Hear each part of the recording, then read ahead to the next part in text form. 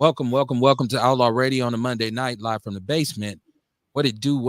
It's your man Kevin Barnes, Negro Whisperer, man, the hip hop snob. Bringing you our initial edition of Outlaw Radio for the week. But I'm not alone. I got my partner here with me. What's going on with you, brother? Peace, man. Life is what's going on, man. Life is what's going on.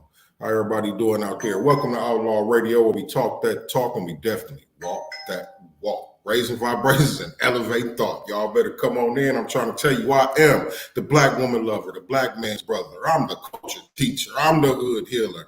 I'm y'all holistic health and wellness coach, Mr. Kamar Carr. Peace to the family. I'm also the one who brings you Nature's Nature Herbs and Supplements. Let me get that in the camera right quick. Nature's Nature Herbs Supplements and Vitality. You can find it on Facebook, Nature's Nature Herbs and Supplements, or you can go to my health page, Help Yourself, Heal Thyself, and ask somebody about it, and they're going to point you in the right direction. Or you go to my page, Kamar Carter, inbox me, and I'll tell you all about how to get your Nature's Nature Herbs and Supplements, or fuck it, just call me, 414-949-2122. Let's put a package together for you. Let's get it. Rail, what's happening, man? What's happening? What's good with you, bro? How you doing tonight, man? I'm good. How y'all doing, man? Man, it is what it is. Welcome to Outlaw Radio, man. Welcome back to the show as we were on holiday. Man, crazy. Listen, we'll be on Wednesday again. And next week, I'm bringing the Big Black Sports Show back on Tuesday. So it'll be Mondays, Tuesdays, and Wednesdays. You can enjoy the People's Network at its finest. But yeah, man, Outlaw Radio.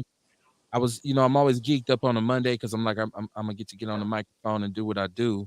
But then I got some sobering news earlier today, in that somebody who's a longtime supporter of the show, somebody who is, I can say, a collaborator, because I've always had these great conversations with this brother, and he put me up on a lot of stuff, like things that are happening in the city, how different political parties and individuals move. And so I want to say rest in peace to my brother Chris Johnson. And if you're familiar with what we do here on Outlaw Radio, Chris has been on the show several times. He's called in. Chris is a mysterious dude, though. You don't have video of him, but I have. He sat in on the phone the whole show, because Chris was the proprietor of I guess you could call it like a blog newsletter type thing called Kingfish MKE. And over the years, Chris put out some controversial articles about politicians and black politicians in particular in the city. I remember Chris put out an article about a list of the most Republican friendly Negroes downtown. Right? And so he named names of people who were supposedly Democrats, and but we're playing on both sides of the fence. So rest in peace to that brother, man. Deep brother, 50-some years old. Condolences and prayers to his family. And for all the people out there who may have known Chris, he was a different kind of dude, man, but he was super smart, man. So this show, I could say, is dedicated to the memory of my brother, man, Chris Johnson, man, OCJ, and Kingfish MKE, man. Rest in peace. Peace. Man, and I know, Kamar, you've been around for a while, so Chris has always been a big-time collaborator, right? Definitely. And there's all kinds of things going on, man, where people, and I always come on here and we talk about like famous people who passed away, and I always say shout out to anybody else who's lost somebody, right? Yes. To cover that. And so that's why I do that, because in a situation like this, you never know who's going through something. And that's why I always like to start the show off by saying shout out to you. If you're listening to our show right now and you are going through something, you're depressed, you're sick, you're ill, you're injured, you're brokenhearted, you're unemployed, you're broke, whatever you're going through, shout out to you. We just want you to be able to look up and realize that once you find yourself in a hole, the first thing you need to do is stop digging, right? And try to climb up out of it. So, and it's National Mental Health Day, right? Yeah. All right, Courtney put that in the group and said it's National Mental Health Day. So mental health is such a big thing on our show. We talk about mental health, in particular the mental health of the Black man. Right. Foundational Black American men. We discussed it from that perspective. Yeah. How y'all doing, man? It's a somber note we come in on, man. But how y'all doing, man? I gotta. How you doing, Kamar? What's going on with you? Man, I'm good, man. It's been a good day. Just got back from Spin, Milwaukee. It was another good ride, another good bike ride down here. Man, I'm telling you, y'all got to come down and check it out too, man. I'm telling you, it's live. Okay. And I know you all about health as well, so you're getting that good exercise. But I'm right. I'm gonna have to put the spin bike on hold. I'm gonna tell you, I'm gonna keep it real with everybody, man. I'm just really getting back in the groove of working out. You know what I'm saying? Like I got out the loop and been out the loop for a while, so this shit ain't easy, man. But you know what I mean? It's well worth it in the end. Yeah. For the long run, I mean.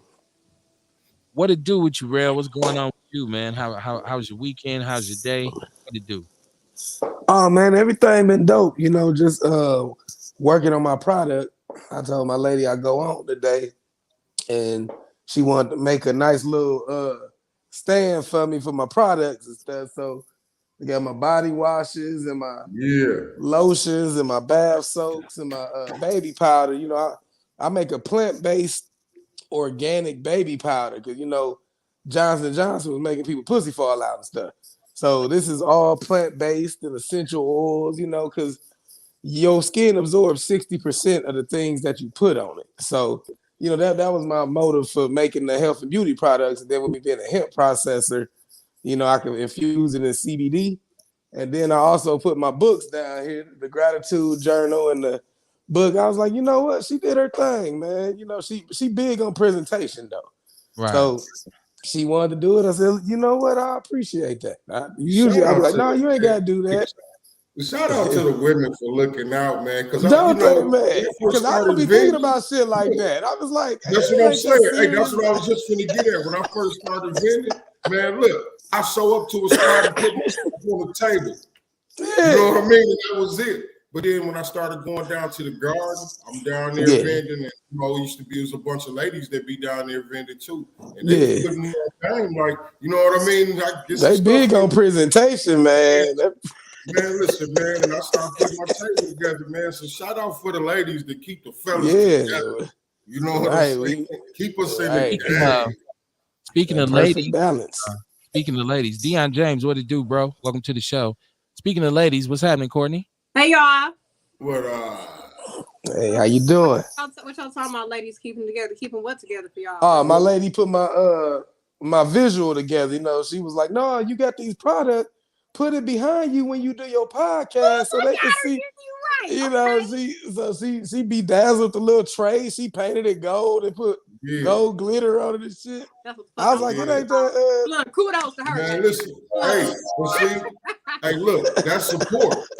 That's right. That's support. That's motivation to make a. Because I sure don't think about that shit. Right, I'm used to trapping with a backpack. I just pull my shit out of backpack. Bays are necessary, man. They definitely help Most out. Definitely. If I had a bay to have my Taylor Port poured up on Monday nights, what you mean? I love them down. So glad you already poured it up for me. Oh shit. Taylor Port. Taylor Port in the house. Look, I ain't had none since the last Monday. I saved it. Outlaw Radio. So, but there's absolutely a lot of truth to what both of y'all are saying, because if you have a woman around you and you doing something, you, like Kamar said, you throw your shit on the table and keep trucking. You come back, be put in sections and organized and like, look, I just put that over there in that box because I can't take this, guys. Like, I know you work. I'm like, I know where everything is. Hey, all my different pill bottles in alphabetical order and shit. Right. And so, that's why men walk around. I don't need no woman. I don't want it, man. Please, you gotta try this shit. It's all right. Right. It's all right. Somebody to help you, man. And just like I know vice versa, when it's time for a man to be handy or whatever he brings to the table, when he does that, I'm pretty sure the woman appreciates it in the same fashion. Like, girl, shit, I'm glad I had a. You hear women all the time. Shit, I said my man went down there. Like, yeah, see, Right. come in handy sometimes, don't it? What I happened? understand. That's kind of like one. That's a good flex. I'm like, I'm finna go get my damn husband. I ain't got time for this shit. You just, Wow. you stay right there. Let me go. That's tight. I called it a flex. I like this because she said that's a flex. Yeah, man, it is. So it's a good thing, man. To have right. Don't let these statuses fool you, man. Like all these motherfuckers that be posting, men ain't this and women ain't this. All they doing is speaking from a perspective of pain and fear, and then they be miserable because they desire companionship, but they letting that fear keep them from finding it. So it's just a circle of misery. So it's people out here happy. You can get it. It's cool to have it, but don't sell your soul for it. Don't let right. Don't let a motherfucker tread on you because of it. See, well, girl, he take out the garbage. Damn, he whoop your ass. That's cool. Right. Like, don't be wanting to take that garbage out, right? Right. Crazy. So, but yeah, welcome to Outlaw Radio on a Monday night, live from the basement.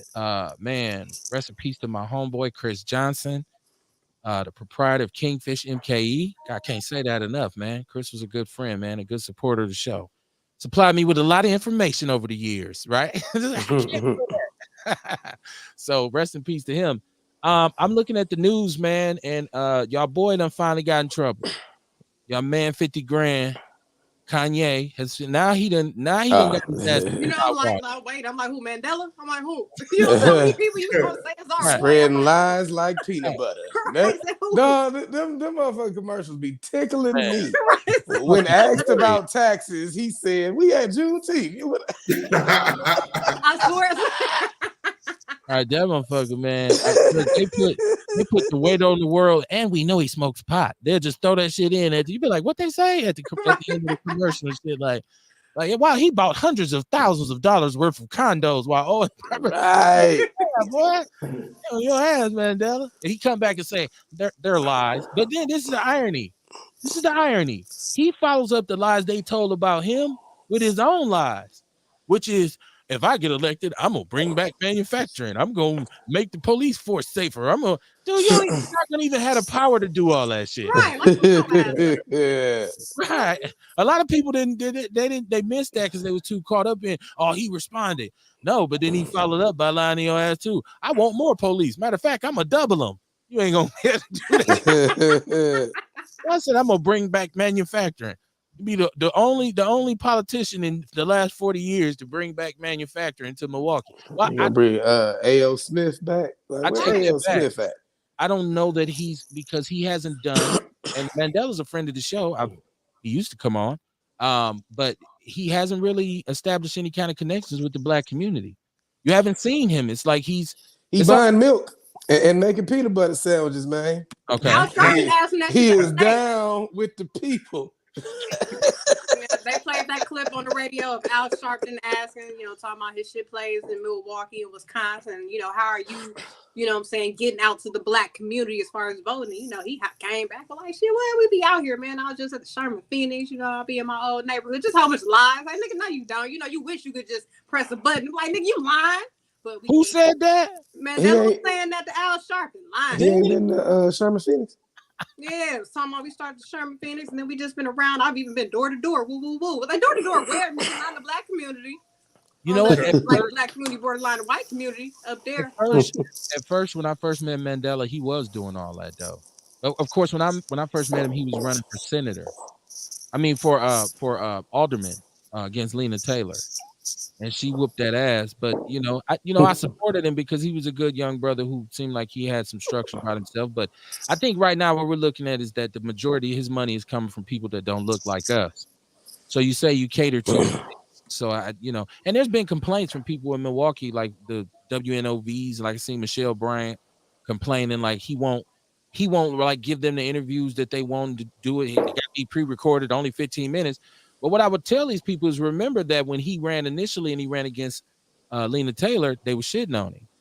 They was doing it, they was all again. Really, Outlaw Radio at the time, it was 3041 Live because I was doing it live from 3041 North. We were the only platform that he had. that would just, let him talk and take calls and stuff. So, I'm not just, bringing it up because he owed me something. I'm just saying that's how far back I go. I think now where he's at is like, because the brother went on to become lieutenant governor, right? And so he's trying to get in Washington now.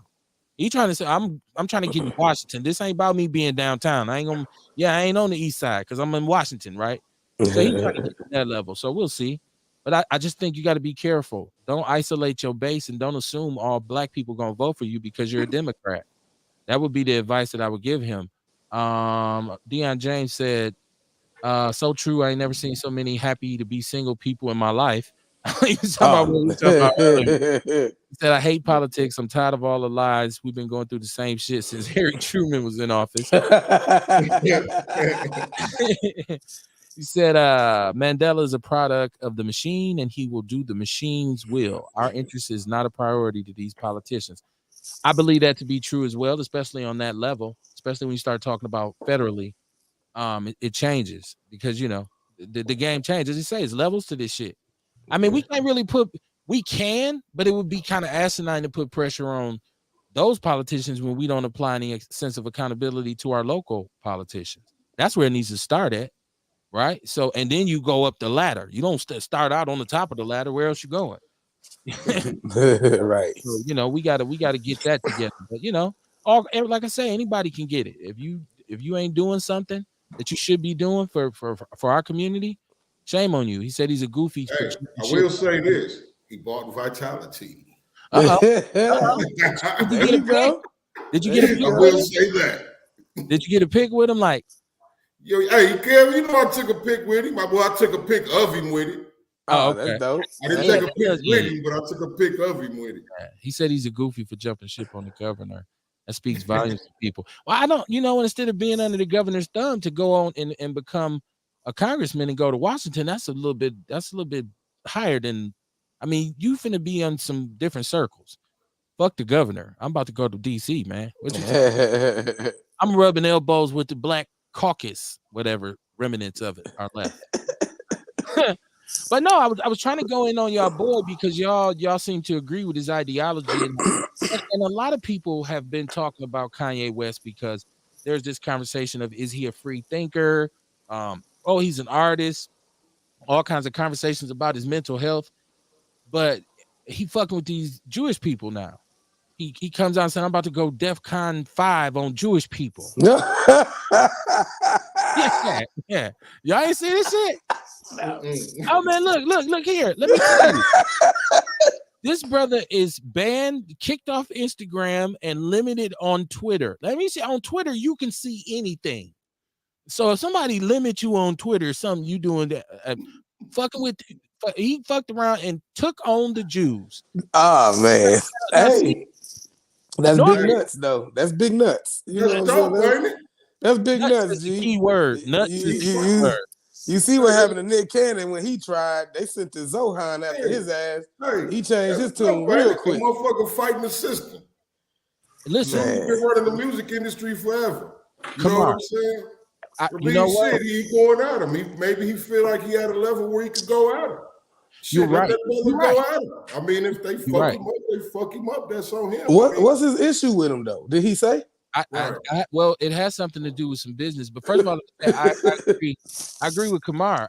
I'm not saying as a foundational Black American, like, oh, Kanye, don't you do it. What I'm saying is, it's on now. I'm saying it's on now. Now, you a billionaire, we finna see. And I was watching something today, man, as a matter of fact, with Dr. Boyce Watkins. And he was talking about why they can't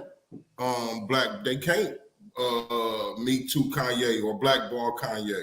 He got too much money. He in his own lane. He a billionaire. Yeah, you know what I mean? His economical lane is too big. You know what I mean? Like Adidas can't drop him because he creating the billions of dollars in sales. It might be dope. Ain't nobody else they got creating money like that. Right, you know right. I mean? And it might be dope that they banned him on Twitter because he the kind of motherfucker that make his own Twitter. Right. And then it's Black owned and operated, and we gonna just go over there. Well, I guess not all of it, but he at least got the bread to stand on his own. Everything y'all saying is true, but you leaving out one thing. He's fucking nuts. Yeah. I don't know. I don't know. Maybe. Kanye West. Listen, absolutely. There, look, a gate in his mind has been removed, and I don't know if it's the one to inhibition or what. But Kanye West has some issues. Some mental. Not we all do. man. Just I feel like Kanye free. He doing what the fuck he want to do. Right. He exactly. in that bracket.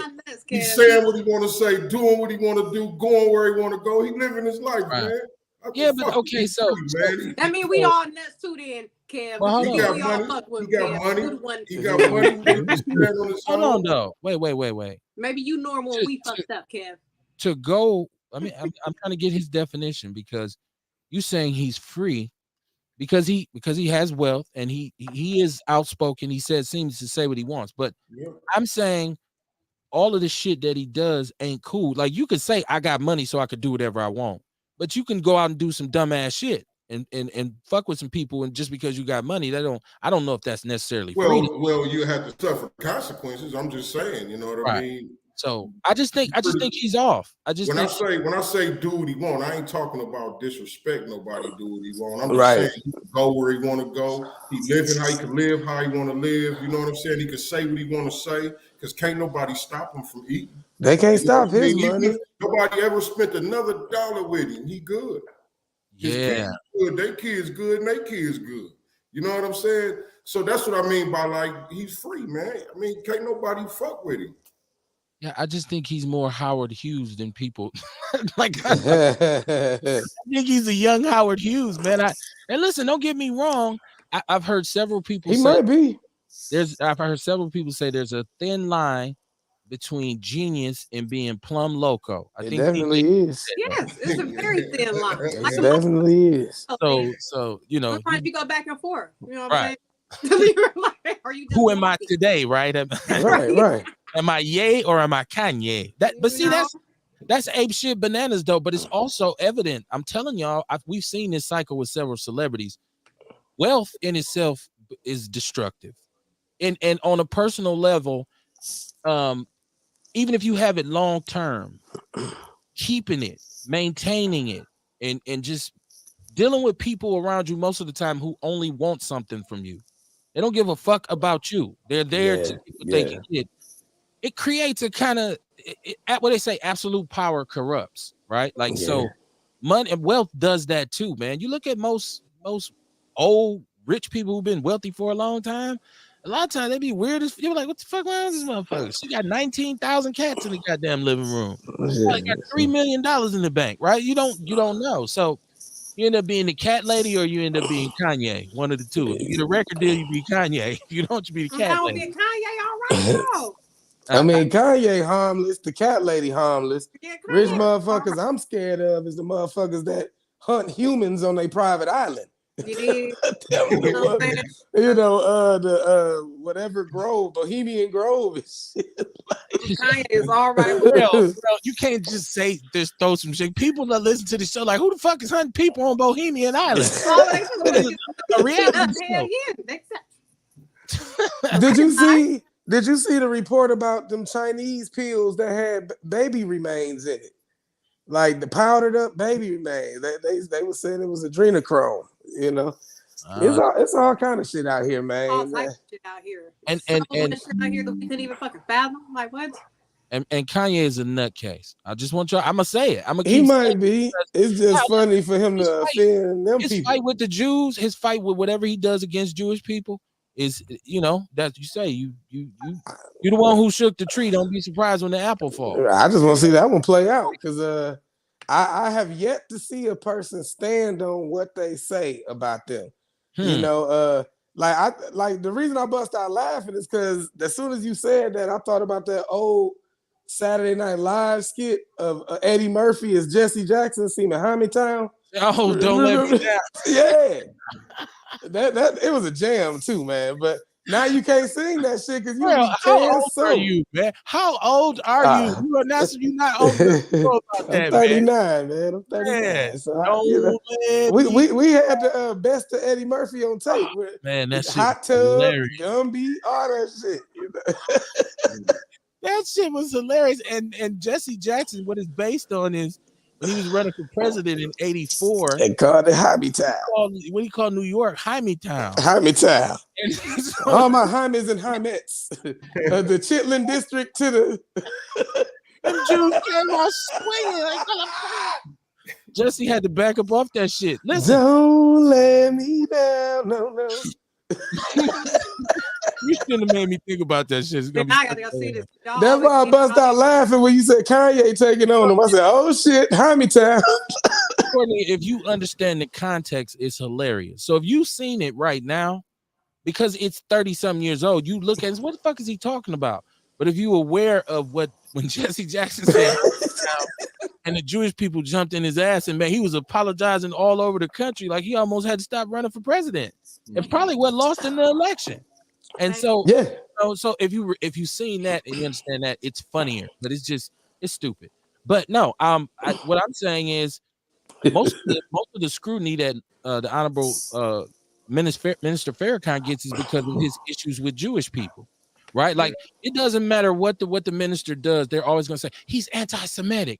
That's like a black eye, right? That's equal to homophobe or transphobic or all these kinds of things. All these names they give you now, ableist and all this kind of stuff. So if they label him anti-Semitic, it's going to make some of his business deals be harder to navigate. Now, like we say, he has enough money to hire people to do it for him, but he's gonna have to wear that jacket, and it is what it is. If you say, "Man, I got enough money," fuck y'all.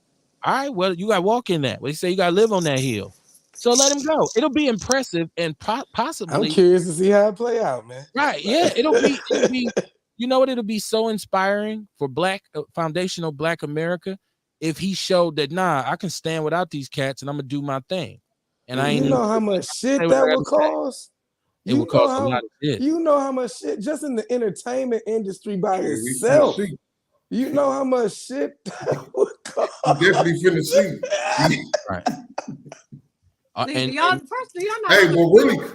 But all in all, I like that shit. Like, you know, that's what I'm saying. Hey, do your thing. Right. Be fearless about your shit. You know what I mean? If you go out and mean that shit, you know what I mean? And be ready. Fearless. I think more of us need to be fearless. Remember, I used to say that all the time, Kev. Like, you know what I mean? We need to be fearless about this here revolution, about the shit that we teaching our kids that they don't want us to teach. You know what I'm saying? We got to be fearless in these teachings. Courtney, what was you finna say? How much research I just had to do on Jaime real quick because the way y'all was laughing, I realized it had to be a negative term. So now, that's a slur. You don't want to say that. Like, right, that's why I said you got to understand the context of it, right? Like you have to understand it. I'm like, damn. Okay, let's get to the root and Kerry Walker. And that's shit on YouTube. What's wrong with him? Why would he do that? Gene's is crazy. Okay. Yeah, they is most of them. Okay. I just think he's a tool. And I think, what Rail said was probably the most poignant part is I haven't seen anybody be able to stand on that hill ever. We've never seen it. Like you got to understand that Jewish people are so intricately involved in this foundation and structure of this country because people love the NAACP. But really, I mean, we talking about Joel Springarm, the people at the Niagara Convention who really put W.E.B. Du Bois in there was Jewish, but they had a mission even then to keep Black intellectuals and Marcus Garvey. Right, it was right.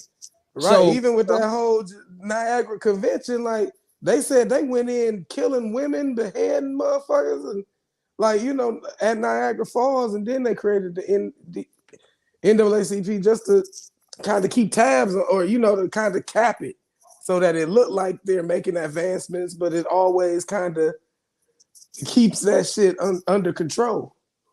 Deion James said Kanye is a joke. The establishment will destroy him in a single move. The establishment is a well-oiled machine and it can't be destroyed. It must self-destruct. He's not a billionaire in the sense of Elon Musk and Jeff Bezos. Those guys could go grab $1 billion in cash. Kanye is a billionaire as far as in assets. Good point. We don't know. Okay. Good point. Really don't know. Well, they say his net worth. So they don't say how much cash he got. They say your net worth, what you're worth based on your assets, right? So I'm still ready to see how this shit play out. I know he got more money than me. That's all. Basically, a billionaire. If I got $1 billion in assets, that's more than 1 billion more people. Shit, braver than Nick Cannon. Most of us just got more than a billion more people. most black people just got the ass where they sit on. Right. It's the ass I set on.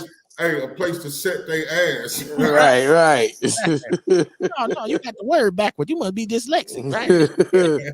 Nah, man. It's rough, man. But Kanye he's a kooky. Sometimes you need a little kookiness, man. Like that's why he say we were laughing about the shit on the show that night, but it was dead ass when we said, sometimes you like riding around in your car with your friends doing hood rat shit.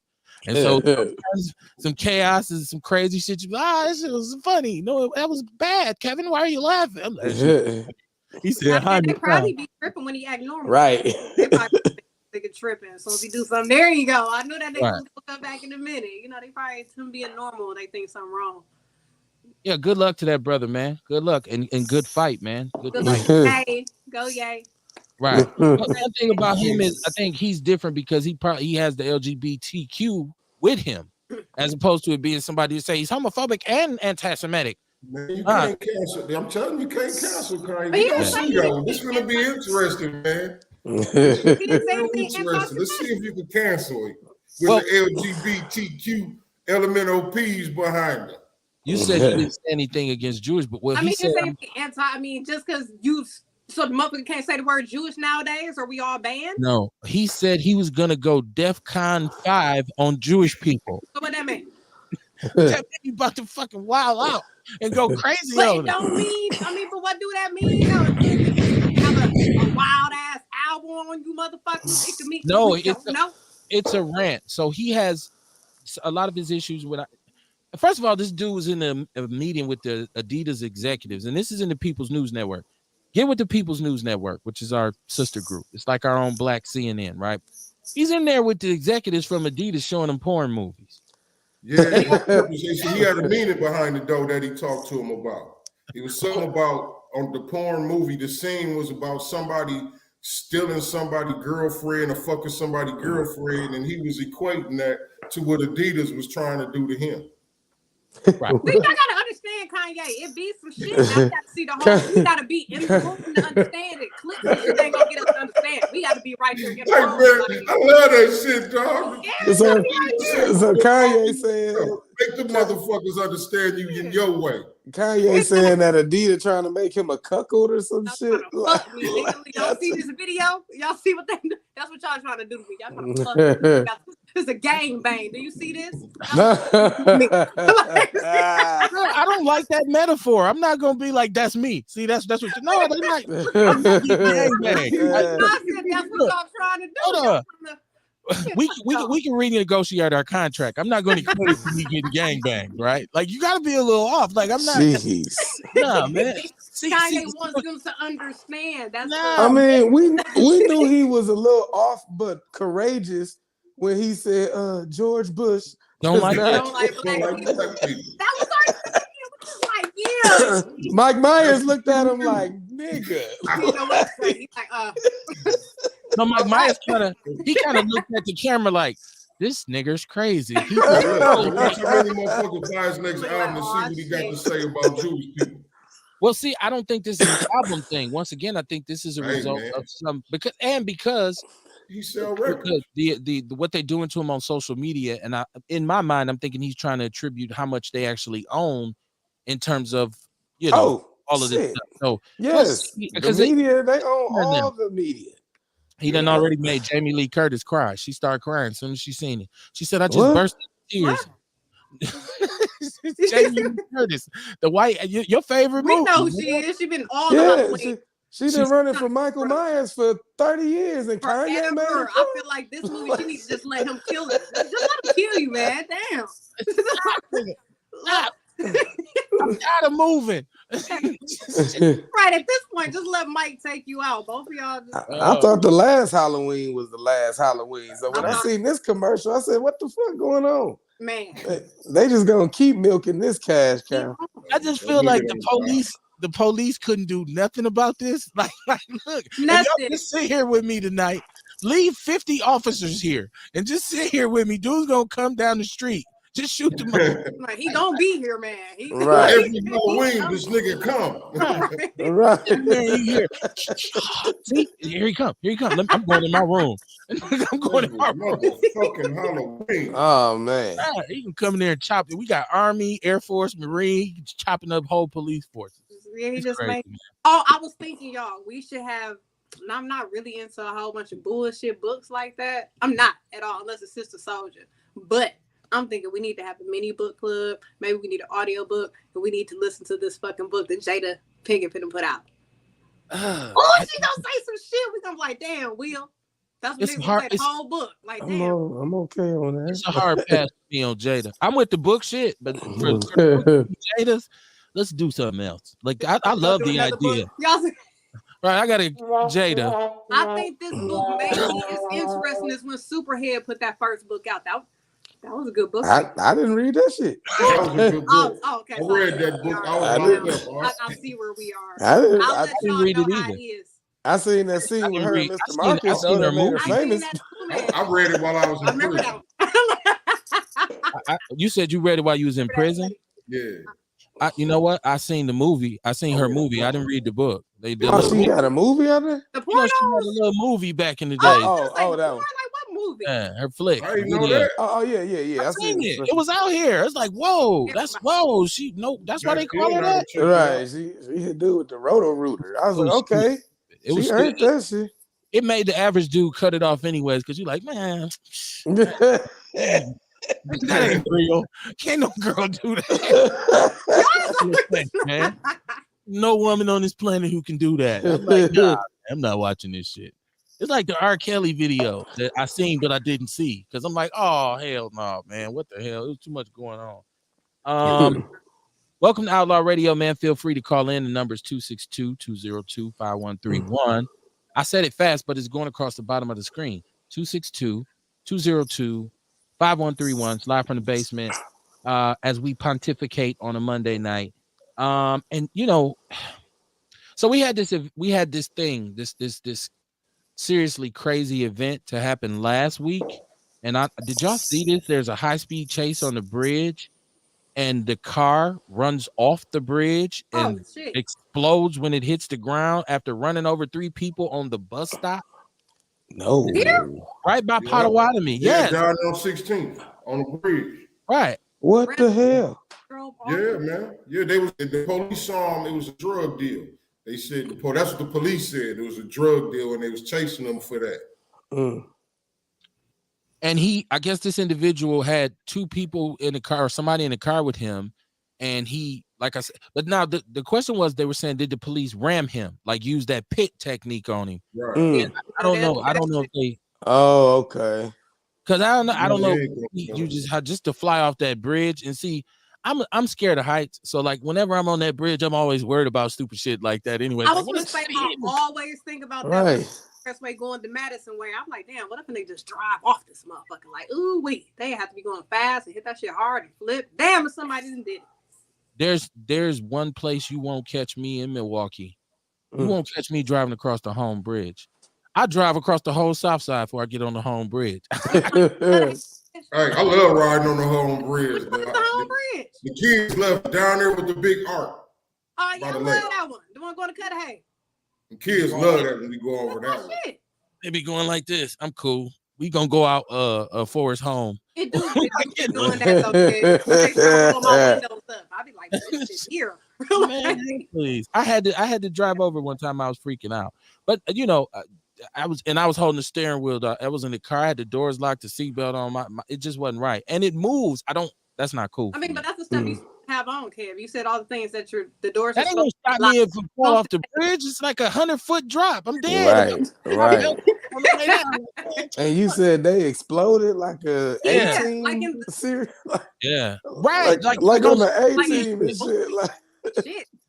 Yeah, it said Kerry Walker Jones said they hit a 18-year-old, somebody on the bus stop. I mean, imagine you stand on the bus stop on that bridge and somebody, oh shit, right? Because the cops chasing. You see this shit coming. It's like, did they die? Where you going? That's damn near like an expressway. Traffic on that bridge be for real. Where you going? It's like, oh no, he ain't gonna hit me. Damn, he finna hit me. Right. Milwaukee, come on, man. That's Like how I feel when this the city, girls in my car.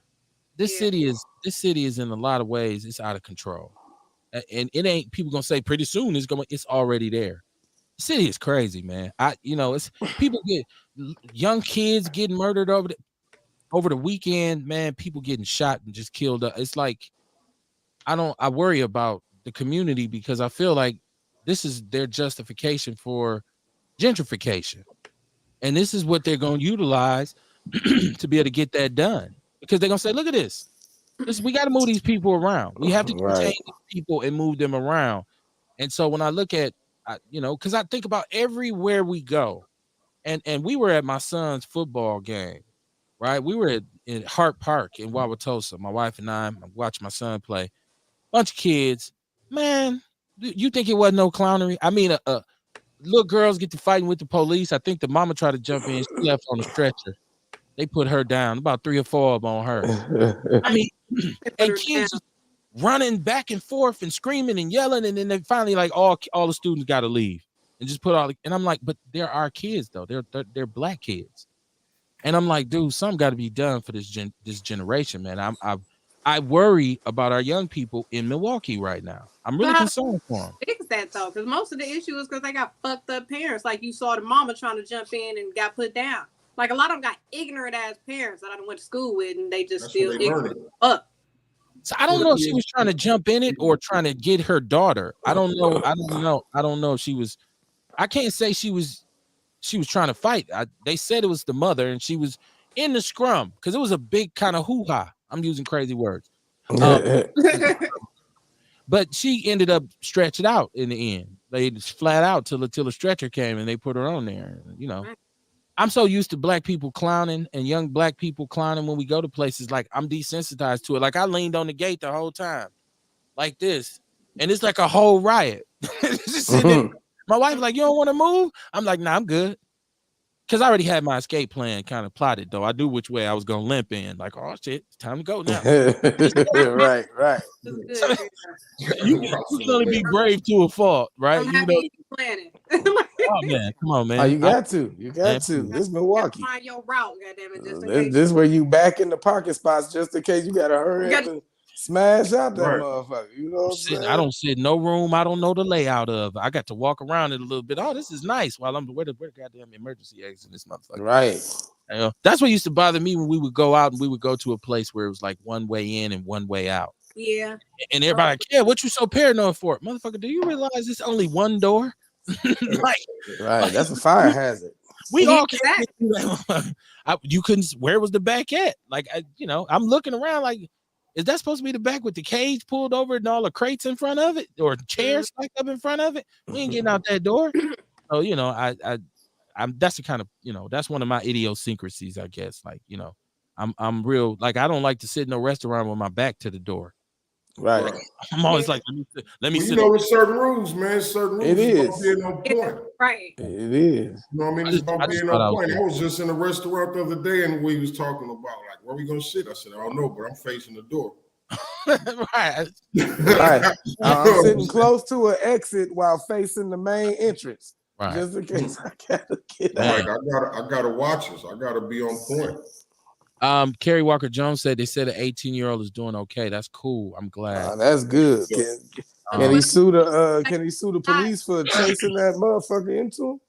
Said I used to be mad at the kids, but a lot of these parents should have been sterilized. Wow, that's crazy statement. Yeah, that's real shit. For real. I don't, okay. Now I don't want to promote that sterilization shit because then they don't. They don't differentiate who they sterilize. Well, they ain't gonna really do it. You know what I mean? The point is, you know what I mean? These ignorant parents out here, they ain't have no business making kids. Most definitely. In some ways, though, I feel that's kind of like, because I don't think we can put as much on these parents as we saying. Some of this I got to put on our kids. If the parents ain't teaching you shit, like my mama didn't teach me shit, so I just had a lot of shit I'd start finding out as I became an adult. Like if a motherfucker is not teaching you or guiding you, me and my homeboy saying that the other day. That's the main reason we be trying to go hard with these kids. They need guidance. I needed guidance like a motherfucker. She was not guiding, so I was just doing. Well, They need guidance, and they need to know that somebody give a fuck. They need to know somebody care. Like a lot of times when I used to try to speak to these kids, it seemed like they used to project the anger they had on their daddy on me, because it's like, who the fuck is you to care about me if my daddy don't even fuck with me like that? It's like, damn, okay, I'm just trying to say, brother, you know. They already expecting you not to give a fuck. Right. And they mad that it's you. Almost like when you want another girl and other chicks approach you, it damn near make you mad because it ain't the one you want type shit. So that's how it be for them when another adult tries to show them care and guidance that they can't even get from their parent. I feel like when we say that though, we are taking some of the accountability away from our kids. And I say that because I had great parents. I had Hall of Fame parents. Right. Still went wacko. Because at a certain age, you start making decisions. Yeah. You can say, well, my parents are da, but you're making conscious decisions. And a lot of this comes from me working with young brothers in juvenile probation. And like I say, all the time at St. Charles with these adjudicated teenage felons who was allowed to come in this residential treatment program and not have to go to Lincoln Hills or go to Wales. And a lot of them made decisions. You feel me? Like they knew this is wrong. You know you're not supposed to do this, but they would still do it. Now, there's a large percent of them who did need some borderline outpatient mental health services too. Because, some fetal alcohol syndrome and those who came through when I read their jacket and said, oh, shit, okay, this kind of makes sense. Because usually if they didn't have an IEP when they got there in the psychological evaluation, it happened because you got to go get assessed, right? So I seen a lot of that, but I think we got to leave some accountability on these kids and say, y'all know better than that. Y'all know that shit ain't cool. I see kids doing shit, and you like, dude, you know that ain't right. You can say it to them. My wife has checked a couple little kids. And some of the parents I be standing with, like, hey, you a little disrespectful, and they be like, oh, I'm sorry. I know I ain't supposed to talk like that, but my parents ain't here. You'd be like, well, what would you do? What would you do if they was here? Well, I mean, and it's like, don't that show that you can't be trusted to go nowhere without them? If this is how you act, right? So, you right. It's like two different types of situations, right? You got the parents that talk to their kids, that communicate. As they grow up, they tell them right from wrong, how to discern it. And then you got the parents that they don't know them damn selves. They out here promoting their kids. Girl, use what you got to get what you want. Boy, you better pick a sack up. You better do something to get some money. You know what I mean? And the whole family is the same way. So they growing up, and that's all they know. You know what I mean? There's some kids that's out here like that. So until they come across somebody, I feel like that can teach them better. You know what I mean? Now they got a point to where, okay, well, I got a decision to make. You know what I mean? But up until then, all they know is all they know. Right. And I feel like if they at least would have had a little bit of guidance, that would have maybe helped in their decision making when it came time to make them decisions. You might have chose a little bit better if there would have been some guidance somewhere in there. But like Kamara said, my mom ain't really teach me shit, but I do remember very specific her saying some shit about not having a wet ass in the empty purse. I didn't even know what the fuck that meant. And I was like, what? But it stuck in my head, and then a nigga became an adult. And I know what the fuck you mean. But yeah, parents be on shit like, well, yeah, that's I mean, that's sound advice though. Right. That's life sustaining shit right there. Right. A lot more women needed to hear somewhere. Right. A lot of more women needed to hear that shit. But it's like, nigga, at least tell me about birth control first. How about you do that? Yeah, right. How about you teach me about something like that first before you tell me about having an empty purse and a wet ass? Like, wow. Right. Carrie Walker Jones said, I didn't have guidance from my mother either, but I did have a village. And I want to make this point too. At my age, right? When I say kids, I ain't talking about little kids necessarily. I'm talking about from 16 to 24. Because when you 22, 23, you think you grown, but you don't know shit. And you just got to the party. They just started letting you in here. And so you out here trying to live and learn and find out as much as you want, as you can about things, but you don't know. So you always in some shit. You trying to find your way. So and that's when I say decisions, because I see some of these individuals doing murders like at clubs, parties. A lot of these dudes who do these pull these homies, they be in their 20s, and that's who the threat is. Yeah. I've lost a couple former football players, one from Washington and one from Madison. 22, 23 years old, murdered, cold blood. Somebody shot him, right? Like, so I'm talking about them as kids too. You know, the little babies, the teenagers is one thing because they're still somewhat correctable if you can grab them and say, look, here's some structure, like Rail said, here's some structure. Here's some people who care about you, but here's some expectations too. Right, And right. accountability, because you got to be able to do, you got to do right to do wrong. You can't just do wrong all the time. You got to do right sometimes to be able to get away with some of the wrong shit you do.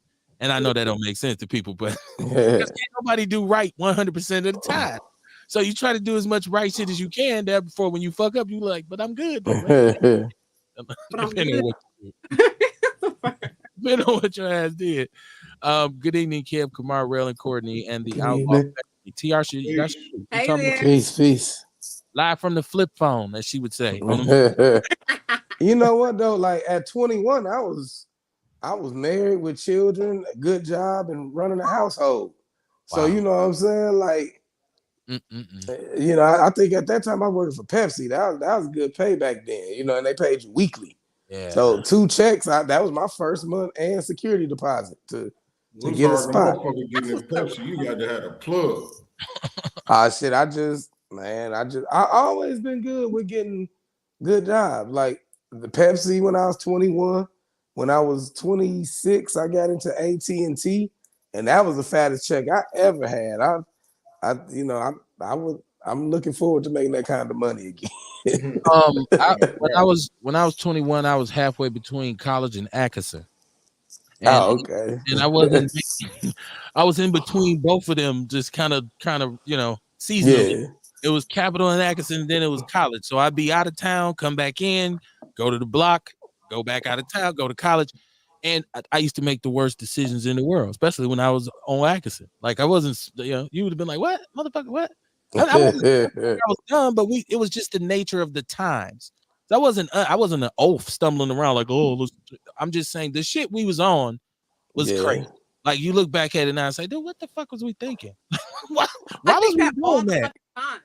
Yes, I'll be like, I feel like I wasn't thinking at all. I don't know what the fuck I was. I feel like I was going through fucking time, nigga. And then woke up one day. Damn. Well, that's why somebody would reason with me and say, "Well, Kevin, you don't understand. These individuals who get that old may have had issues as kids, and what y'all are saying is that even in that regard, if they came from a broken home and lived to be an adult, the chances of them doing something crazy go up. They increase, right? Because broken homes, but." You know, the criminal mind is a motherfucker, man. You do one thing wrong and you get away with it, you do something more. You know what I mean? It get worse and worse. So if you never learn nothing better, you know what I'm saying? You see where that take you. I call them PWKs, people with kids. Listen, I think one thing too is we got to be careful. See, this might sound a little bad, but you can't share your DNA with everybody. Not all this shit is a good mix, right? Like you get with somebody, this motherfucker kind of crazy, but I like her. Damn, this motherfucker's crazy, but this my girl. And then y'all had some kids. How you think the kids they gonna be a little bit crazy too? Crazy like, ass kids, man. Damn. You don't want to say selective breeding, but people should probably just vet their candidates. That's what that's part of what arranged marriages was about. Exactly, but I feel like slow motherfuckers usually only get other slow motherfuckers, man. So damn. It's usually how that go, and then boom, they just fucking and shit in mouth. We got little slow babies out here. Oh, everybody getting SSI. Real shit though. Like the reality is, a lot of people stay within a small ass area of who they fuck with. Like I remember I used to live off of 27th and Locust, and I knew girls that used to get dressed every day just to walk around the block and see who was out. So you know what I'm saying? Them was the niggas they fucked with, and them was the chicks that got up each day just to walk. They walk into the store in groups just to see what niggas is on the corner, So they get to intermingling and interbreeding. And now you got people that they whole world is within a a 6-block radius. You know what I'm saying? What up, Sean Moore? He said, "What up, family? What's up, neighborhood?" My Peace, partner, brother. Sean Moore. Shout out to Sean Moore. Hey, Sean. Um, but you know what? We're right in that. First of all, I think people get a little bit too relaxed with sex a lot of times, right? Because it's okay for you to go out and sow your oats or whatever, but you have to be careful, and you gotta make sure your health is on point. So to be out here, what we used to call Marlboro Manning, and that's just no contraceptive, whatever. It's just, and you leave it, pull out game on week. Like it's just you ain't like okay. And I'm not criticizing because I got a lot of brothers who say, "Man, Kev, I feel like he's coming at me because I'm, 5 kids by 6 women or whatever, however that math goes, however that and it's like, bro, you got a woman pregnant every other year for like a 10-year period, right? Like then child support kicking my ass. Well, it's probably should be, right? Like if it's by different people, like that's something that we probably need to stop doing because you mix up, and then this family that's left, this woman with these 6 kids by different dudes. Look how many different DNAs is up in that house. This is chaos. This is confusion. These are all just different. That's like living with a whole bunch of people, right? It's only 6 of us, but it seemed like 20 because you got your daddy and her. He got his daddy and her. You don't know how that thing mixed up, man. So you gotta be careful, man. You can't leave your DNA everywhere you go, man. I thought we was gonna be together. Man, it's these cats on TikTok. They look like twins. I forgot their name, but I follow them. And they like, no, we not twins. We're brothers. My uncle is his father. And like, but basically what happened, they mama got pregnant twice by 2 different twins. So she fucked one dude, had a baby, had dude, then fucked another dude. His identical twin brother had another baby. So they look exactly alike because they parent. But I mean, that's like that Michael Jackson shit. It kind of let you know that this shit is like, I remember I was talking to my family before, and I'm like, damn, why do people be leaving Mississippi? They're like, so they came up here because motherfuckers was fucking with their cousins, and they had to get away from that shit. Like they daddy had to get them away from that so they don't be marrying their cousins. And I'm like, damn, that shit is more common than you would expect. Yeah. Okay, my chat room is bubbling. Shout out to Lisa Mueller. She said, one night in jail at 17 years old, let me know to go sit my ass down and get a job. Had my first child at 26. Shout out to Lisa Mueller, supporter of the show. Welcome to the show, my sister. Good evening. Sunday night, live from the basement, man. Appreciate when somebody. Maybe that's what I needed instead of St. Charles, because I was still able to go AWOL, go get some Taco Bell and shit, come back. AWOL. So maybe I needed jail, and I would. That's that damn CATC bullshit. This unsecure ass facility with a bunch of kids. Because I found out, like, what, I could just leave. All right, come on, man. All you got is a radio talking about they walling. Now go do the paperwork, motherfucker. Kids come back and they won't do recruiting other chicks to go with me, like, folks, they ain't gonna do nothing. We could come back. Right, they ain't got nowhere to go, so they coming back with bags and shit. We just got we just want to go kick it real quick. Right. We coming back. Somebody pull up like, man, I just seen 12 kids walking down Mayfair Road. Y'all better go get them. Here we go in the St. Charles. Get your ass back in here. She's be crazy. Tom Moore said you're not supposed to talk about them so precious babies. Carrie Walker said truth.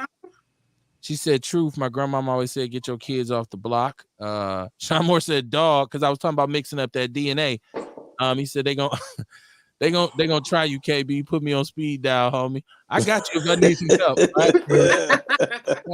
And look, the baby. Listen, hold on. The baby mama thing. The baby mama. We gotta. I would call it the baby mama syndrome. That's a norm in our community now. And you know, baby mama shit is some specific shit. Because you say, well, that's the mother of my child, or that's my wife or whatever. But when you put her in my baby mama status, that indicates a lot of friction type shit going on there. But that's just a norm now. We may have in the average community more baby mamas than we have wives, right? Like so young people got more. He like, man, I'm married, but I got 2 other baby mamas. I just seen a TikTok earlier today where a woman was saying how there was a discussion with a young girl, and it was like, when you grow up, you want to get married. And she was like, no, I just want to have a kid because if I get married, I can't get child support. Okay. So this was a kid saying this, but this is this discussion I have a lot of times as a person who was on the bad end of child support. You know what I'm saying? Right. There's at least where we live, if you have a child by somebody, there's no way of like being rid of them, like that the woman type shit. Because no matter what you do, if she has a child by you, you're obligated to like I said, you know who I work for. So whenever they call for child care, I have to read the script to them and say, hey, filing for child care subsidy assistance, you are also filing for child support and agreeing that you want the state to enforce it. And they quick, yes, just I need my child care. It's like, okay, I understand. See, but I done told plenty of chicks you can say yes, and there's ways to get around that, to get all that shit without. I mean, you know, people do it. There's ways, you know. How do you do that, Courtney? I mean, really, I just say you don't know who the daddy is. I don't know who the father is. Yeah, you can do that. I said that before, but I mean, they knew who my baby daddy was, and I just didn't want to put him on child support. And you were still able to get child care? Yeah. I ain't never heard of that one. Yep, I ain't never have to put him on child support while I was getting all that. I put him on child support. Should we end up going to court and doing other shit? But the whole time I was getting that, whole 4 years we was well, I'm glad it worked out for y'all. But shout out to Paris LaShawn. No. Right, because it's like if a person know that you gotta help them no matter what. I think a lot of women, not all, but some women be like, you know what, fuck this dude. I'm gonna break up with him because I don't have to be accountable to him or listen to him, and he's still gonna have to pay my bills or help me and shit. Pear said, "Oh, that's Shane Krumer from Frontline Black News. Good luck on your mayoral run in Denver." Sean Moore said, "Baby mamas ain't shit, basically." And then Real, he said he asked you a question. He said, "It's a good end to child support, bro," because you said I was on the bad end. Well, when I mean bad end, I mean as a man who actually was fighting to see his kids. You know, like I did everything to avoid child support. Like I didn't start. You know, I got married when I started having kids. You know what I'm saying? So my child support came from a divorce. So that's one of the things. Let me ask you a question. Let me ask you a question.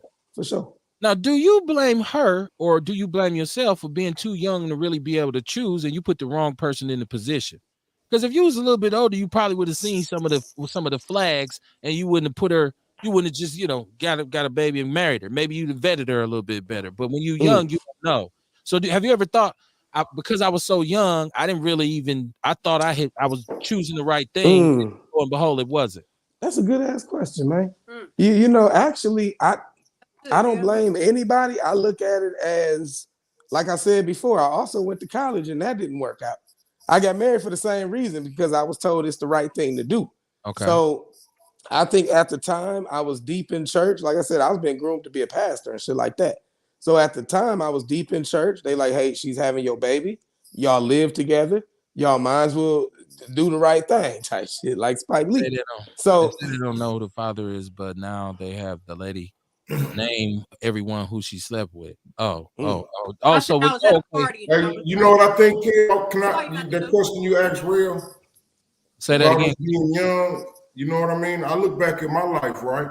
And I think to myself, like, back then, okay, I was bull.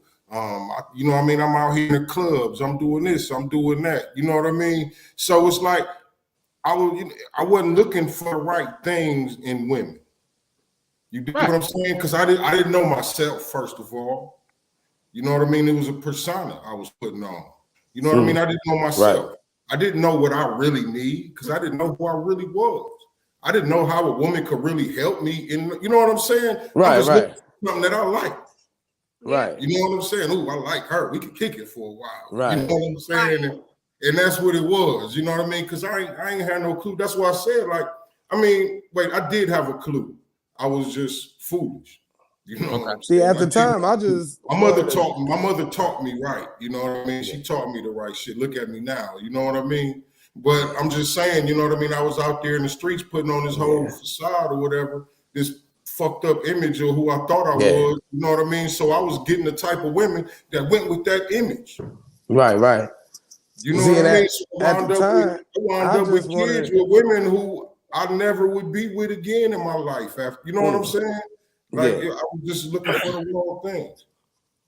I didn't yeah. know what to look for because I didn't know who I was. John Moore said we going into feelings now. Kumar wasn't ready for But check this out. I asked that question. I asked that question because a lot of times I've, throughout Yeah. my interactions, because I don't have Right. baby mama drama. I've never had it. I'm not saying like I'm Right, so right. cold. It's just something it didn't. Shit, so much other shit didn't happen. Right. Those are See, and it was never But, planned for me. but You I'm know what I'm saying saying? That's I why used I to got married. I used to have conversations with my brothers and they'd be talking. He said, "Man, this punk ass bitch. Ooh, my baby mama, I hate this bitch. Why you have this punk bitch be on some bullshit? This punk ass bitch, and she doing this and she doing that, and then you mad at her, but I'm looking at him and I'm saying, are you mad at yourself for having a baby by her? Because if you supposed to be game I see tight, what how you're you saying. didn't see none of this shit? That's You was really just what it be. Well, That's the honestly, deep Phil, issue right there, kid. That's the deep issue right there. I think I even felt that, like mad at myself, like, damn, dog, you chose that.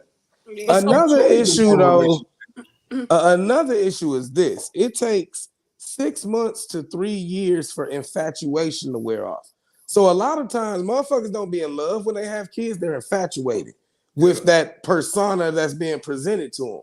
So a lot of times, you know what I'm saying, you don't even know who that person really is because you're meeting a representative. I tell like my guys today, like, the easiest way to see a woman true colors is to give her your last name, give her your child, or end up on papers. Like, because when sometimes some of them get that power or feel they got that power, now that's when the true colors coming out. It's like, damn, who is this? So that's what my experience. Like I said, it ain't a good side of child support. It was just, I guess I meant to say I thought I did all the shit right. Like even with child support, I had to fight to see my kids. See, I was married 5 years. My boys was 5 and 4, and her lawyer convinced her that taking me down to every other weekend would get her 1090 a month in child support. You know what I'm saying? So that I had to fight to get my 50-50 custodial placement, not joint custody, that custodial placement, and this took years. Yeah, you talking about legalities. I'm not really talking about legalities. I'm speaking more of what be going on in the relationships. Kerry Walker Jones said, never asked for child support. They did put it on my son's father because I needed child care. That and never pay anything above $5 a month, and he complained about that. And Sean Moore said, I hated myself for my oldest son's mom. Never made that mistake again. But see, that's what I'm talking about. Don't hate yourself, man. It's just a learning. It's just a learning thing. Don't. No, because if you knock up, listen, you can make a mess of things, right? And so what I'm saying is, you can make a mess of this, but you get the wrong person because it happened. You, man, just finna boom, boom, boom. Yeah. And so you looking back now, she putting you through pure D hell, and you like, man, I shouldn't have never done this shit. So that's what I'm saying. A lot of times we as men when you say, okay, what's going on? Well, I hate my baby mama, because she does this and that, and you be like, she probably just mad because of the relationship. But a lot of times it'd be the brother that's mad. So he be showing his ass too. The kid is caught up in the middle, especially when he get a little girlfriend and shit. Then that shit starts to change. And so all of those, I'm not saying that's your situation, real, because it sounds like no. It just sounds, yours is totally different. Yours is it was just wild. You know what I'm saying? It was just a wild shit. But I was just talking to somebody this morning about child support. Well, not child support, but the whole baby mama issue. And sometimes, that's my homie and shit. But sometimes our pride can because it's like she won't let him see his child unless it's on her terms. When she say he can, how he can, and shit like that. So he like, man, fuck her. I'm just gonna go to court and get my child. But it's like, okay, until then, you missing days with your baby. Right. Yeah, I said I'm not judging either way. If you're okay with missing days with your baby just because of the principle or some shit, I'm throwing every vegetable I can in this stew, because now when you do get your children, are they safe? Are you taking them somewhere as a father? Because a lot of times maybe if you still live with your mama or something, or you live with your guys, you take your kids and kids come home. What happened to his head? How he skint up? And bitch, I can't watch them all. You getting drunk with your homies and our kids backyard jumping off a garage. Then the mother say, Right. I don't want my kids over there. Or Right. woman who does something or says something, and they come home. Our kids, mama, she told us get our ass somewhere and sit down. Oh, my kids won't be coming around that bitch no more. Right. With her. I What mean, you talking it about? happens. It Right, happens. that's what I'm saying. You got to throw all the veggies in this pot because there's so many Right. different variables to it, and a brother won't always tell his side, that side of it. He'll say, "Man, she won't even let me see my motherfucking kids." Like, Right. dude, you got a high speed chase with your kids in the back seat last year. You're a kid boy. You can't pick the kids up in the cab. Sean Moore said we talking ratchetness. He said, "No, you don't know her." And then he said, "All she lacked was the broom, the lousy." and honestly, you know what? Just real shit. You got me reflecting, G. That's Hey, some man, shadow. That's that's some what I'm here shadow work for. I'm gonna have to do. That's what But I'm you here know for. what? There was a time that I did hate myself, not for picking her, but for being like it was all kind of shit that at the end of the day, my integrity made me miss out. You know what I'm saying? Like, it's like, damn, you came home to furniture gone, and you still let her take half of the bank account and shit. You know what I'm saying? Like, so it's like, nigga, come on, That's simp why. ass dude. That's why when Like, you young, there was Hey, plenty hey, of times I real. was calling Hey, myself a simp and shit, like simp ass and nigga. you probably I was. know you better than this, but it's like, but she my wife, man. It Like, sounded like you was. I was thinking that in my head. I didn't want to say it to your face. I was thinking in my head, like, dude is a simp. Like, I didn't want to but say it. that, I mean, shit. I was I didn't- raised, shit. I was raised in church. hey, Turn the other cheek. Me Do it. too. That's If where I they learned it steal, at. if they steal your shirt, give them your cloak and shit. Uh, Like I hey, was brainwashed into old that school bullshit. motherfucker told me call it a severance fee. mm. Call it a severance fee. You know what I Right, the mean? severance package and shit. My mama told me. He said, my mama told me about them hoes. I'm not going with the. I'm not going with the Trump. Not out loud. Look, listen. Once again, I think when you young, you're trying to find Yeah, your way, and if you young and in love, that's fine. But respect it for what it is because you don't know where it's going.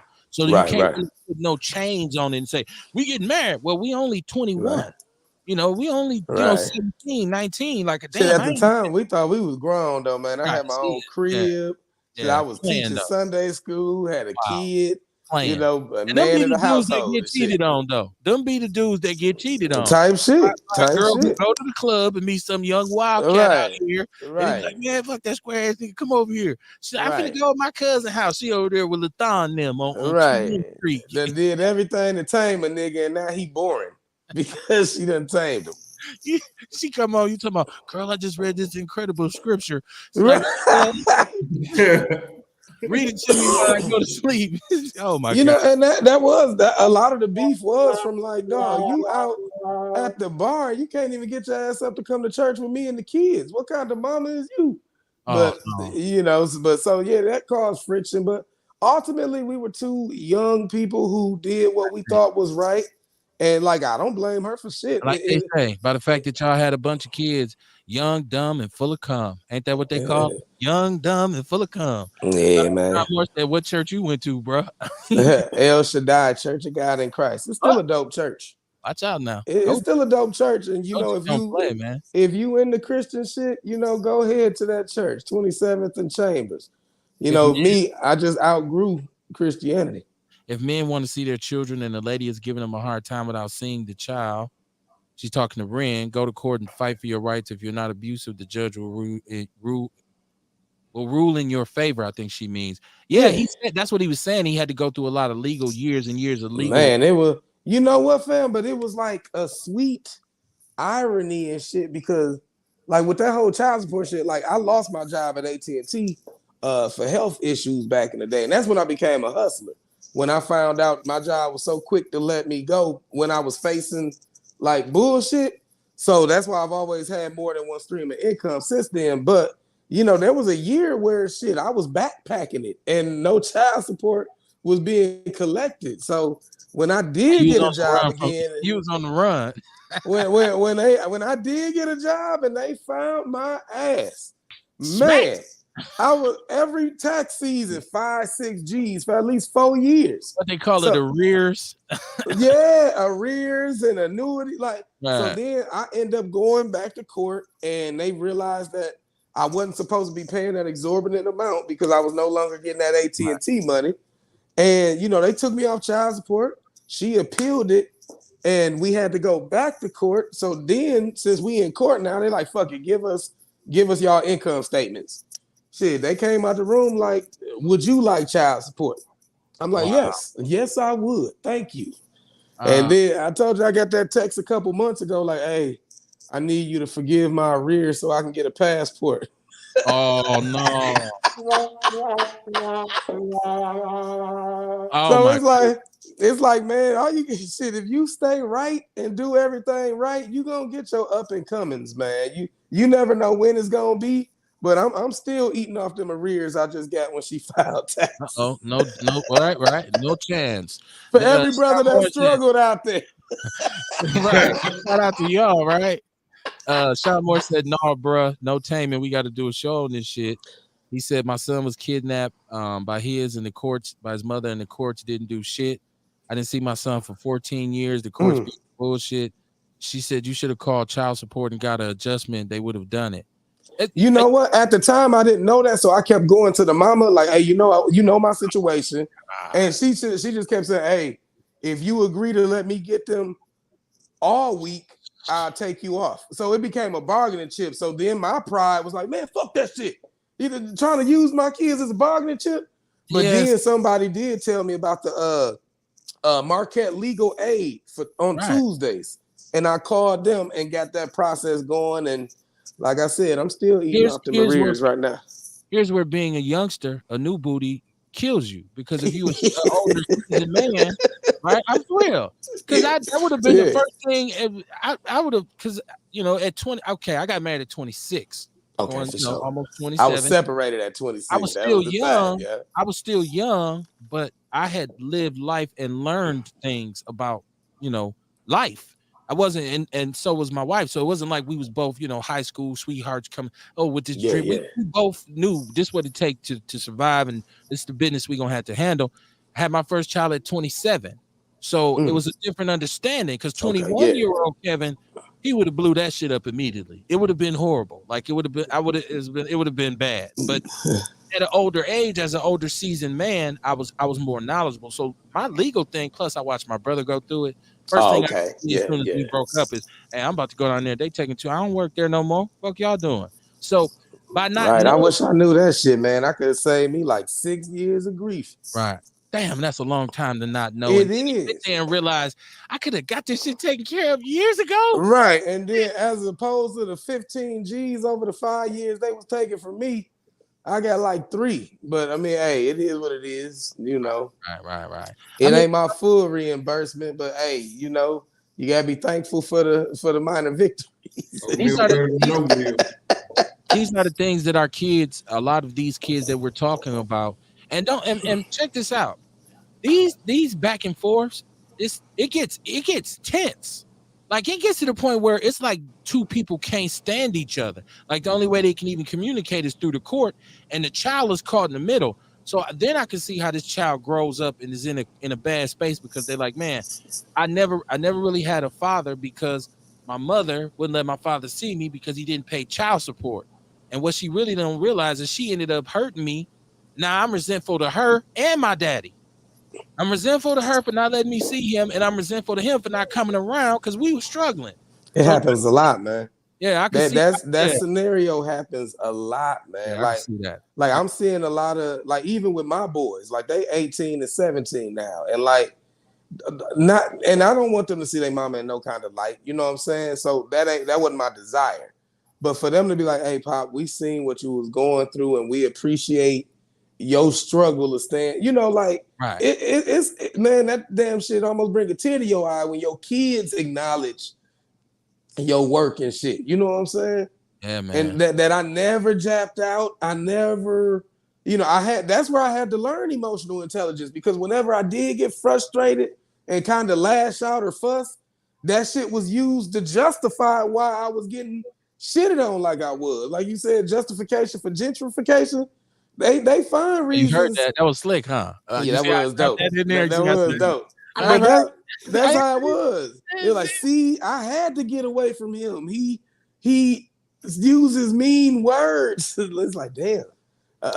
Shit, you telling me I can't see my kids and you want over $1 a month? But at the time, this was when rent was $600. So $10.90 would have been rent, car note, and car insurance. I can say this though. I'm very, very grateful for my mom because even when I was young, whatever, if I was, whatever I'm doing in terms of girlfriend, whatever, she always would tell me, listen to me, you so years old, ain't gonna be no wife, ain't gonna be no baby.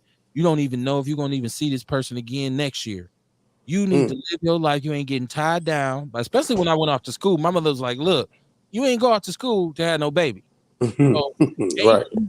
I'm not telling you not to mess with nobody, but you don't need no serious relationships and all that shit right now. You need to be focused on what you need to do. Have all the fun you want, but take care of your business and wrap it up because you can get some shit out here. And so I always operated from that perspective. Like right now, it ain't time. It was about a 5-6 year period where it just wasn't conducive for me to. Yeah. It would have been like he here for this month, then he gone for 2 years and all this. So it's like. So no, I was, you just say you living life on the run, having fun, riding around with your friends, doing hood rat shit. Okay, so here's the deal. I have found out. Welcome back. I have found out finally some of the details from M.A. Udoka. This whole ordeal in Boston is coming out. And tell us about it because he was fucking on somebody's bitch. I told you. Right.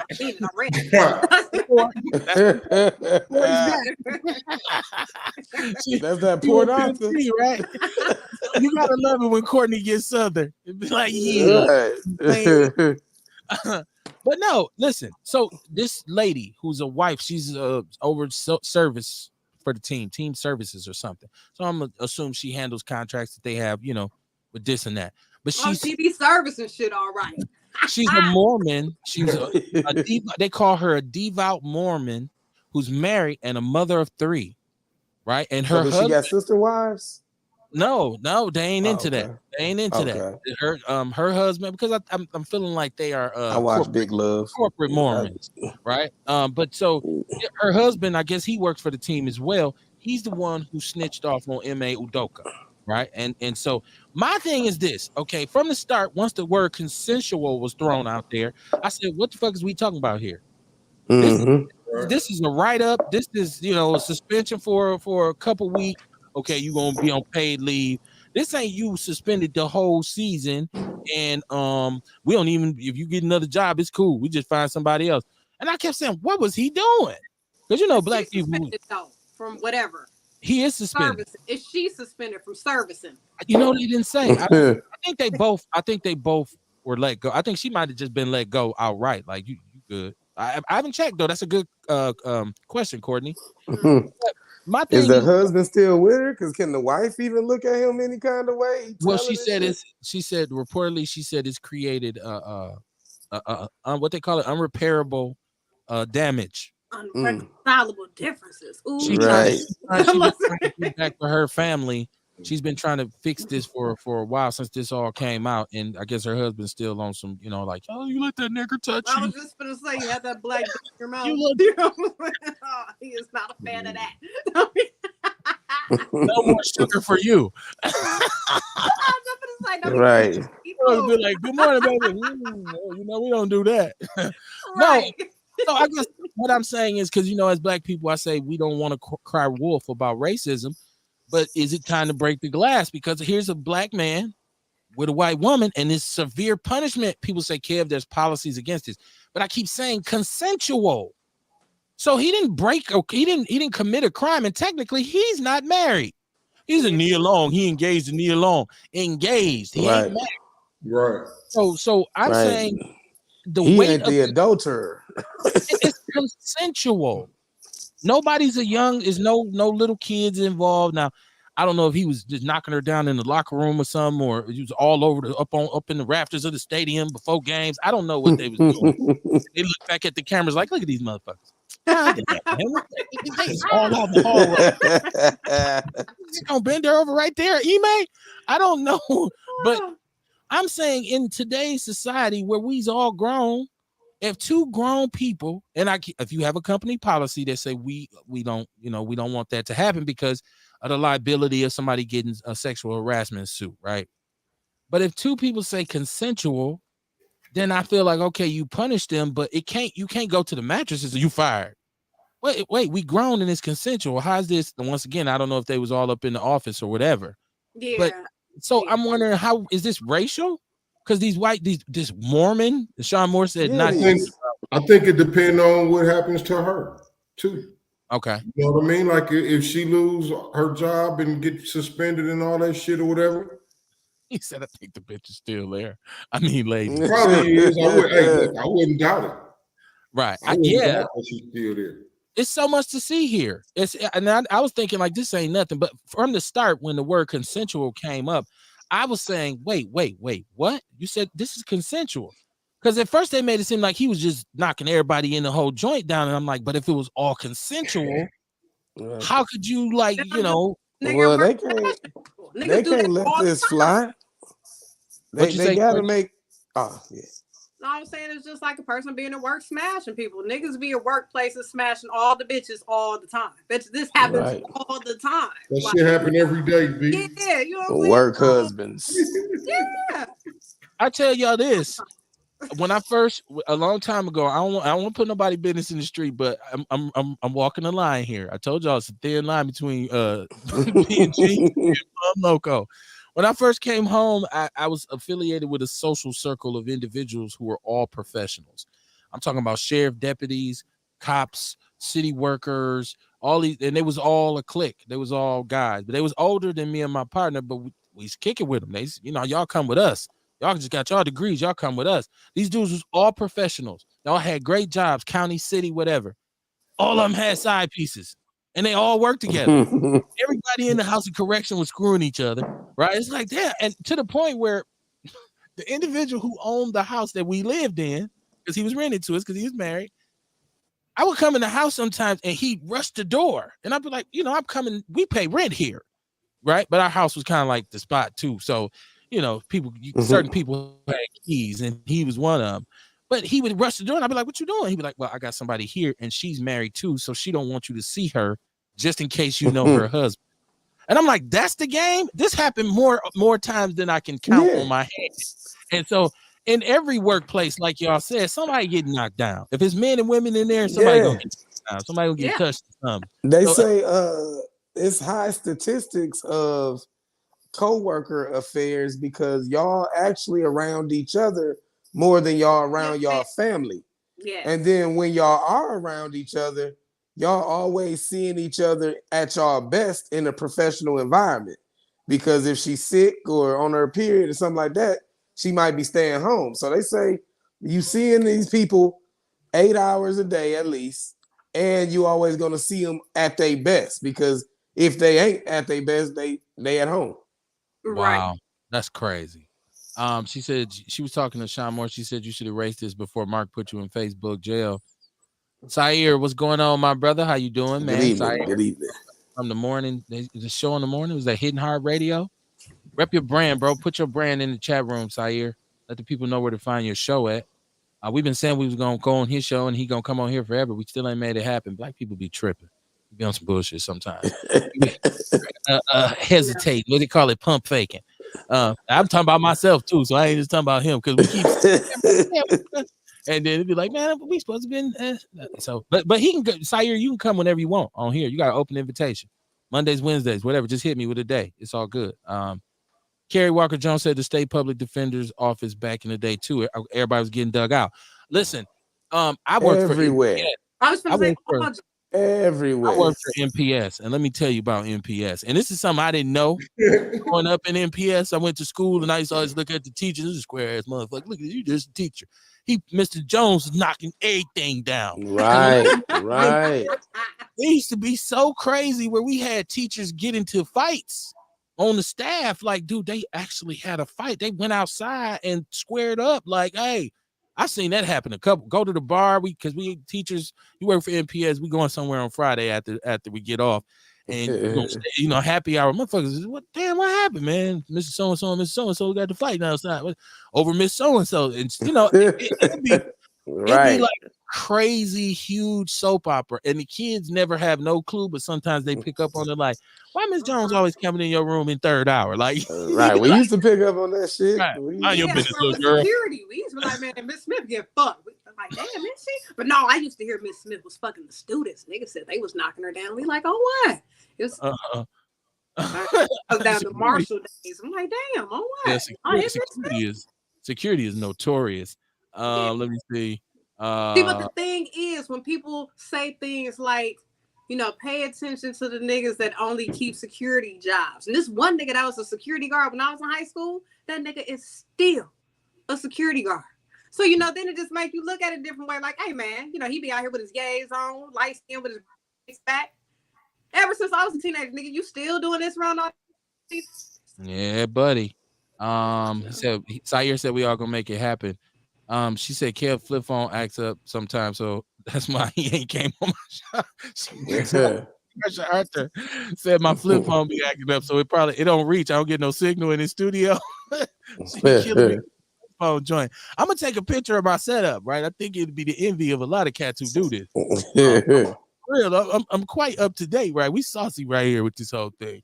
But no, listen, I'm gonna tell y'all a couple things about this because you talking about security and NPS, and I don't want to make a statement about somebody. There's Saire's show, The Morning Shift, MKE, hiddenhorrorradio.com, the Pulse of the City. It's all over Facebook. I shared it on the News Network. So yeah, check him out because he does what we do. Just kick the reel. I watch it all the time. So but no, security guards have made me nervous several different times, man, especially when I work for NPS. And I'm gonna say I can say to school, I was at Vincent one time. I came there as a sub. I went in the building as a sub. And Kamar, you remember when June was teaching at Vincent, right? So that's the partner, that's the homie. So I'm in this building, so I'm going down in the basement. I know exactly where his class at. We can kick it. We can go to lunch, bro. We probably gonna blow one at lunch.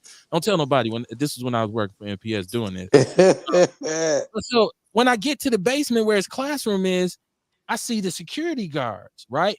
But I see it's young girls with them. And these cats is up on these girls. Like it was bad. So I came down and I made sure I shook my keys. I used to have this thing on my keys, like the cord or the cable or whatever, the retractable cable. Yeah. So I shook my keys like ching, ching, ching, so they'd see me. And they looked up and they tried to play it off like they was just talking to the little girls. I said, I looked at him. I gave him the look like, I see you, bro. So I went in his room. We chopping it up, whatever. He was giving me his schedule. I went back to the door. I look out. Boom. They've reconvened. Shook my keys again. I went in the classroom. I said, hey, man, what's up with these security guards, man? I'm watching them walk around here with these little girls. And he was like, man, on the real, dude, these motherfuckers be out of order, man. He was like, I done told him, if I catch him down here by my class, I'm letting it loose. I'm telling. Like, that's something I'm not holding back about. I said, dude, let's just go stand in the door. And we walked and we watched. And once they seen me and him standing there, they were trying to play it off. I'm like, yeah, man, because I'm going to tell you this. You can holler snitch, snitch, snitch all you want. If I know you fucking with some little kids or some little girls, I'm telling on your ass. You told? Yep, I sure did. The fuck you down here messing with these little ass girls. Yeah. And then I had a partner when I taught at Webster. He was a security guard, and we got cool. We kicked that to work, go to the bar and shit. And he made a statement to me one day about some little girl who's messing with him, and like, yeah, man, she got a little crush on me, man. She built like a grown woman. She better watch out. I said, cuz that ain't even funny.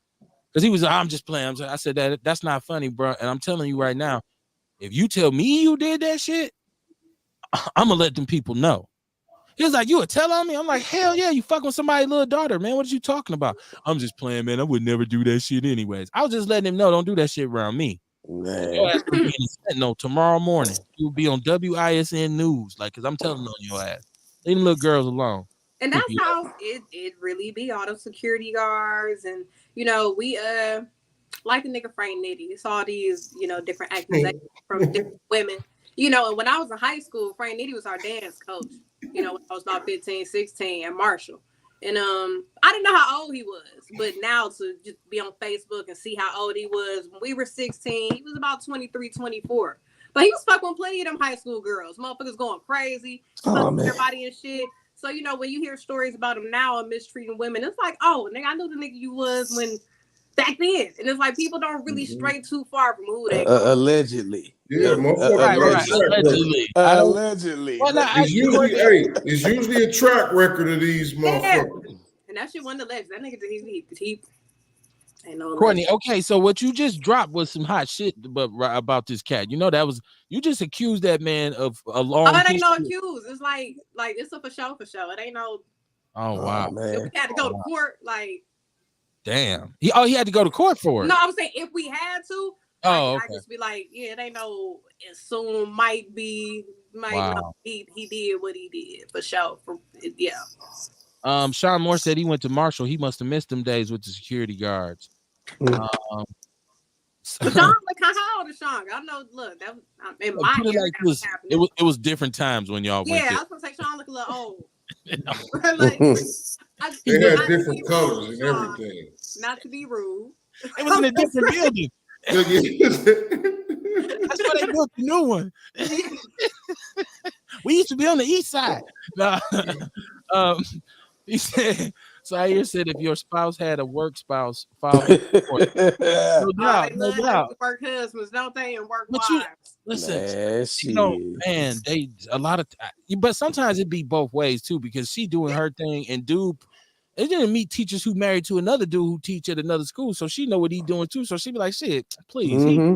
He be like, wow, why y'all still married? And that's why I be saying why people just don't fuck around and break up then. We got a house. We got a house and mortgages. Got so much together. Yeah, bills, man. They got mortgage and kids. They just gonna ride this shit out to the kids. I don't want to move out of Brown Deer.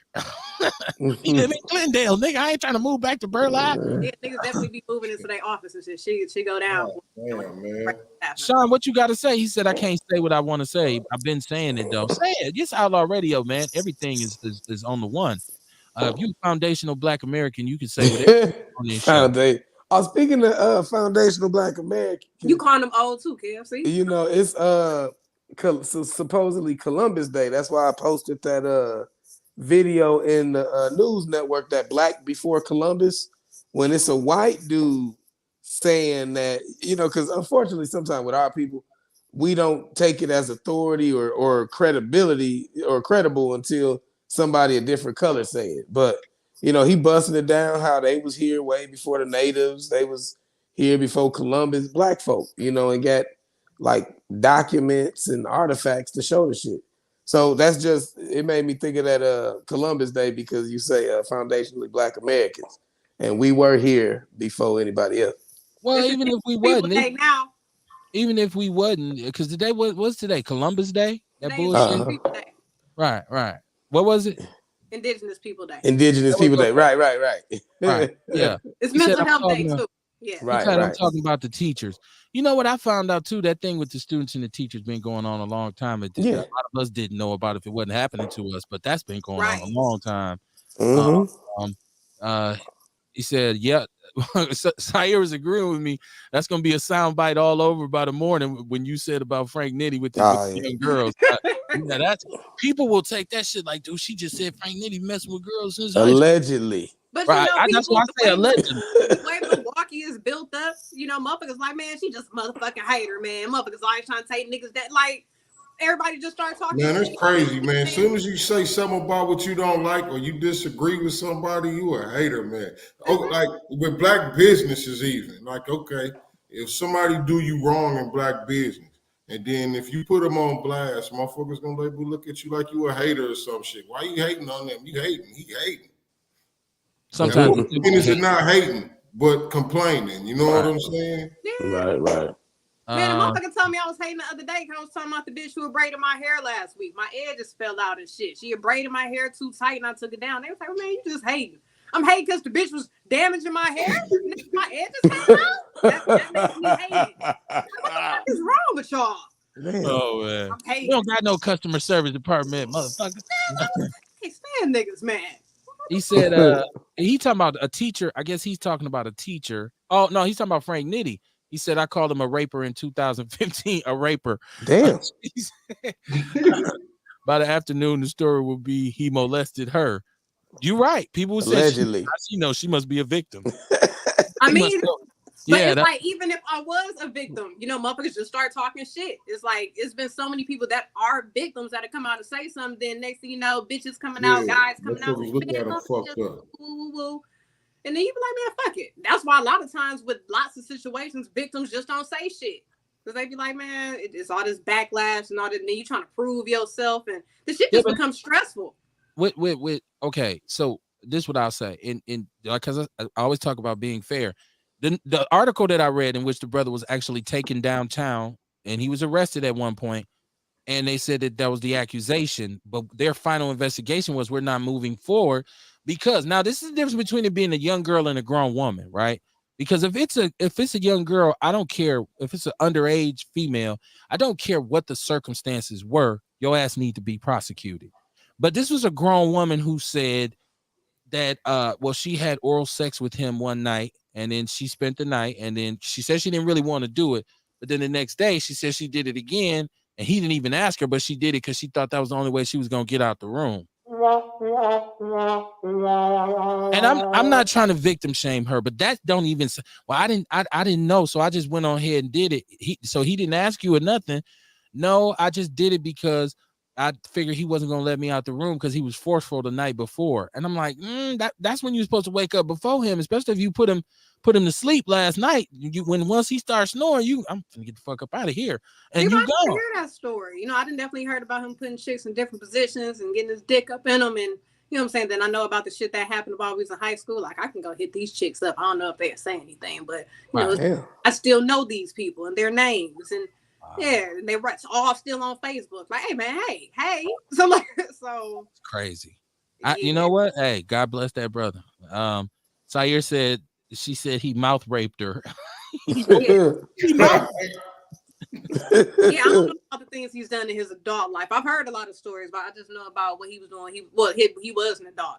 Everybody else was teens. Yeah, that's some foul at that time. So that's some foul shit if you're a grown man doing that. Shame on you. He said she was supposed to smother his ass while he was asleep. He said, Sayer said she called into his show. And she said she said it, not Courtney. I thought he was saying, I was like, damn, Courtney, you said that? But he's saying the girl who I was discussing, who made the accusation, said he mouth raped her. I'm like, damn. So she called your show. Wow. That's crazy. He mouth raped me. That's that. Not me. So if you just tuned in, like, what the fuck, Kev on? We talking about that was made. Pause. Carrie Walker said she should have bit him, and there wouldn't have been a question of whether or not she wanted it. That's true. That is very true. I don't normally do this. So, my bad. And he go, oh shit, what's wrong? I told you I'm gonna be doing that. You be like, I'm good, man. You can go. You leave, man. I'm not gonna take me to Freighter. Like, yeah, you're right. That's what you doing, man. I need you to pick me up. Man, it's 3:00 in the morning. Man, I need you to get here right now, bro. I'm losing blood. Yeah, man, that's crazy. Wow. I'd like to know about that conversation, Sayer. Like, she called into the station and said that? Oh, wow, that's crazy, man. That is crazy. I want to give it up. I got to do acknowledgement. I want to give it up for Sleepy Joe. Sleepy Joe. Sleepy Joe has begun the process of decriminalizing marijuana, allegedly. Now, federally, he is forgiving so many people who have federal convictions of possession of marijuana. So now all of them? Just so many? No, I'm saying all the people who have federal charges of what he calls simple possession. So like you just had some weed, and so you getting out. What is simple possession? I think it's defined by how much weight you have. Yeah, I was gonna say what you gonna try to do. How much? This is federal. This is federal. So I don't know if in some people's cases it's probably not even a whole lot, but if you from somewhere else and they catch you with some say you had an ounce, right? And they said, what you doing down here with this? Well, I smoke it. Well, you come down here and sell this. That's a federal charge, right? So Sayer said it's 65,000 federal cases that will be affected by this. Shout out to my brother. Thank you for that information. And so when you say like, is he talking about decriminalizing it where anybody could grow it, like with their tomatoes? No. Or is he legalizing it to where only certain people could? I mean, because shit, cigarettes and liquor is legal, but you try to sell them shits, ATF kicking in your door. So I think he's been doing that shit. Yeah, I think he's just letting niggas out of jail. Well, no, this is the interest. See, here's the thing with America. And this is why I said that. I was being sarcastic when I said shout out to Sleepy Joe. Sarcasm in me. So you said decriminalization of marijuana. Well, I'm telling you why. I'm telling you why. I can get out here. A lot of this is a farce because states have individual rights. Right. So I can make this guideline federally, but as a governor, I can still say no, that shit's illegal here. You know, as a state, we can still say no, we don't want that here. So then it really has no bearing. In Madison, isn't it like decriminalized in Madison or something like that? Like no, there was a movement. Smoking in public or something. No, I think medicinal marijuana. I don't even know if it's legalized in Wisconsin, but it may be. But I think that like once again, states have to say no, it's cool. So like you talking about growing it, going out of town, growing it, and selling it and all that. If you do that now, you say, but weed is legal in California. Yeah, right. But it ain't national. That's not a national law, motherfucker. So you still gonna go to jail. You trying to go through New Mexico with it. That's just stupid how it's legal and illegal. Like if I was just across the lake in Michigan, I could legally grow up to 12 plants for recreational use. No license, no nothing. If you go to Illinois, you can go ahead and get an abortion. You know what I'm saying? Sayer said he's expunging the arrest federally and asking states to follow. Yeah, he is asking the states to follow. But you know, since we do partisan politics, we in Wisconsin that are Democratic will say, you know, okay, we're gonna go with Sleepy Joe, but the Republican states will still be like, so we'll still have division. But here's the thing: anytime any kind of news comes out about them kind of like loosening the noose on the legalization of marijuana, I'm always with it because first of all, so many people of color are prosecuted for it unjustifiably, but also the basis of the illegalization of it is racist because it's ancillary. Right. And it's Edgar Hoover who are looking for ways to put their boot on our neck.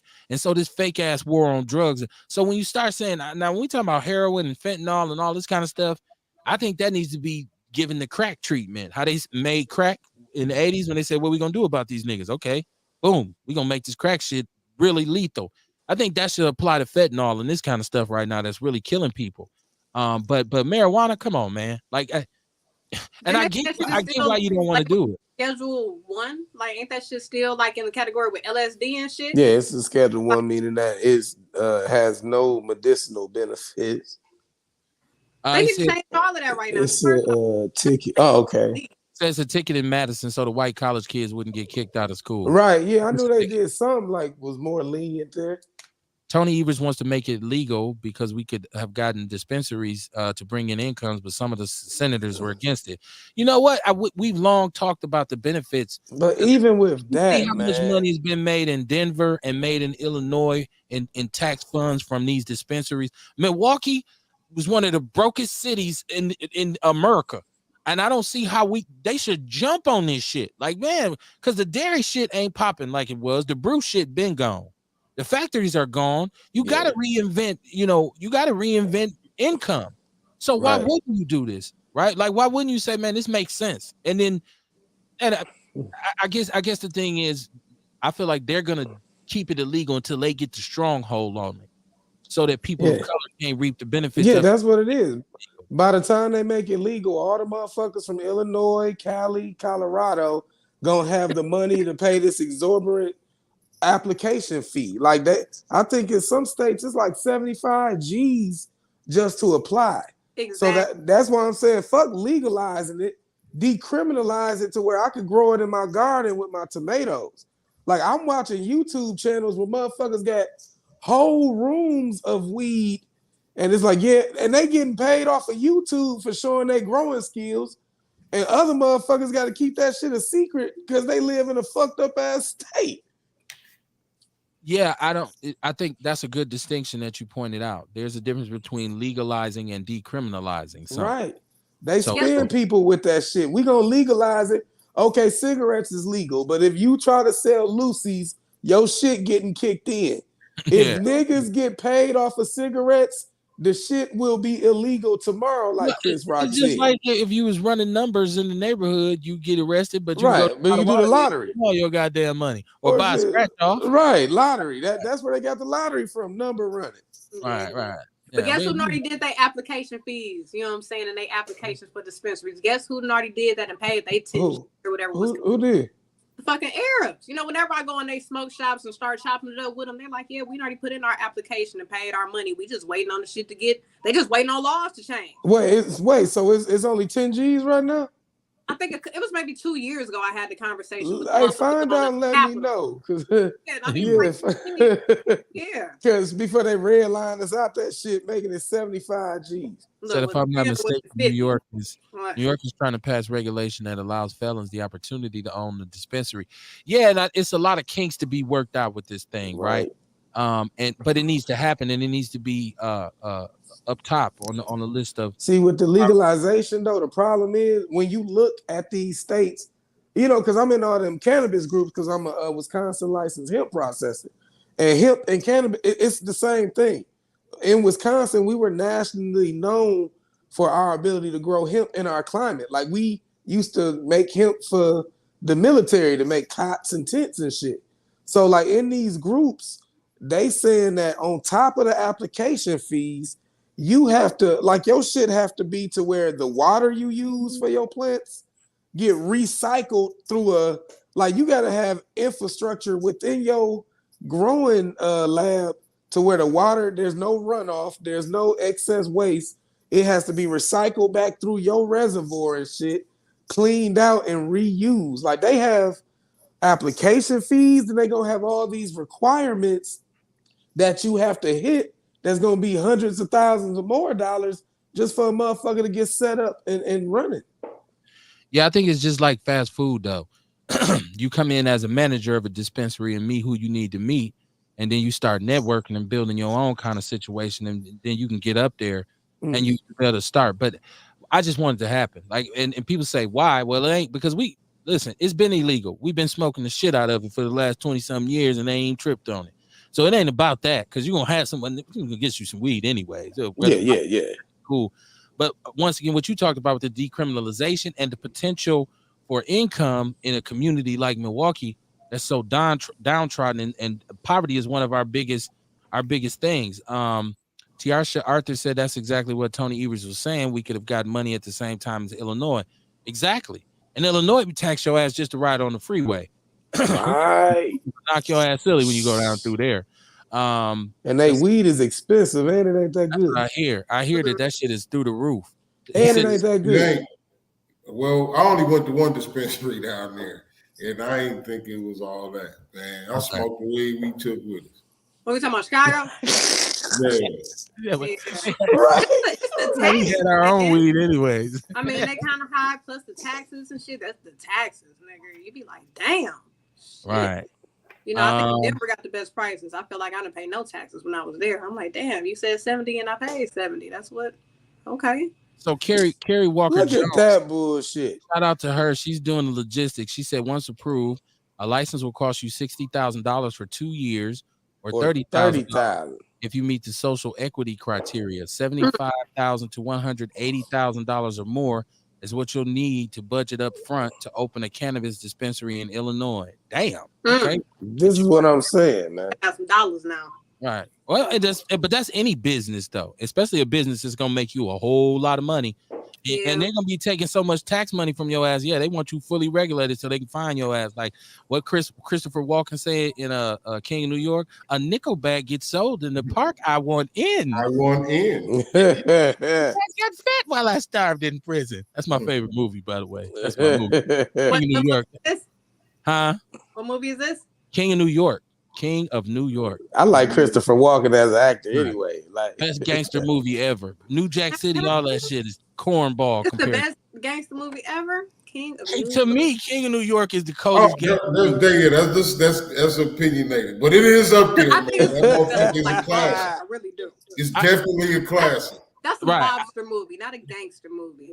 Well, no, I mean it's a gangster because it's about that's what that's where gangster movies originated. That's when they started talking about them and shit. I mean, Yeah, They Goodfellas. was calling them gangster movies. The Arizona too. I'm gonna tell you the reason I say that is because the premise of it, it's not just about like you look at New Jack City or you look at the Mac, you look at Superfly, all the Scarface. These dudes was dope dealers, dope dealers, dope dealers. He was trying to do something that had never been done, which is capitalize on the drug market and put the money back into the community.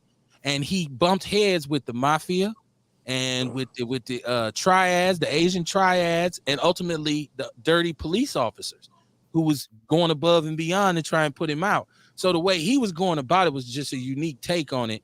And it wasn't until the end that he realized, like, okay, I thought I was doing something good, but this shit is destructive because so many people was getting murdered. But man, that movie is a great. Kamar, you said that's opinion. You tell me one that's better. Please don't say Minutes. Well, say what? No, man. Well, I think Belly is like the all-time classic.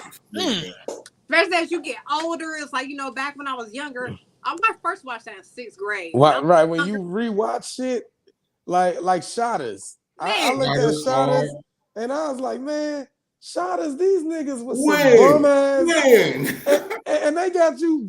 They got you feeling sorry that they got murked in the house, but they was some bum ass.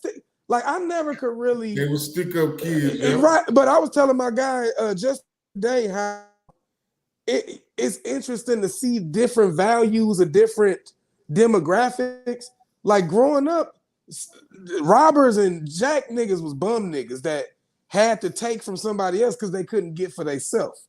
Mm-hmm. But I was just watching the Pastor Mike Hip Hop edition, and they played Annie Up, and I'm listening to Annie Up, and I'm like, God damn, these niggas is savage. I was just in the car listening to it, and I used to rap back in the day. But that just show you some niggas' mindset is, you come to my city and you ain't prepared to protect your shit, run that shit. And that's you didn't deserve it because you wasn't willing to protect it and die for it.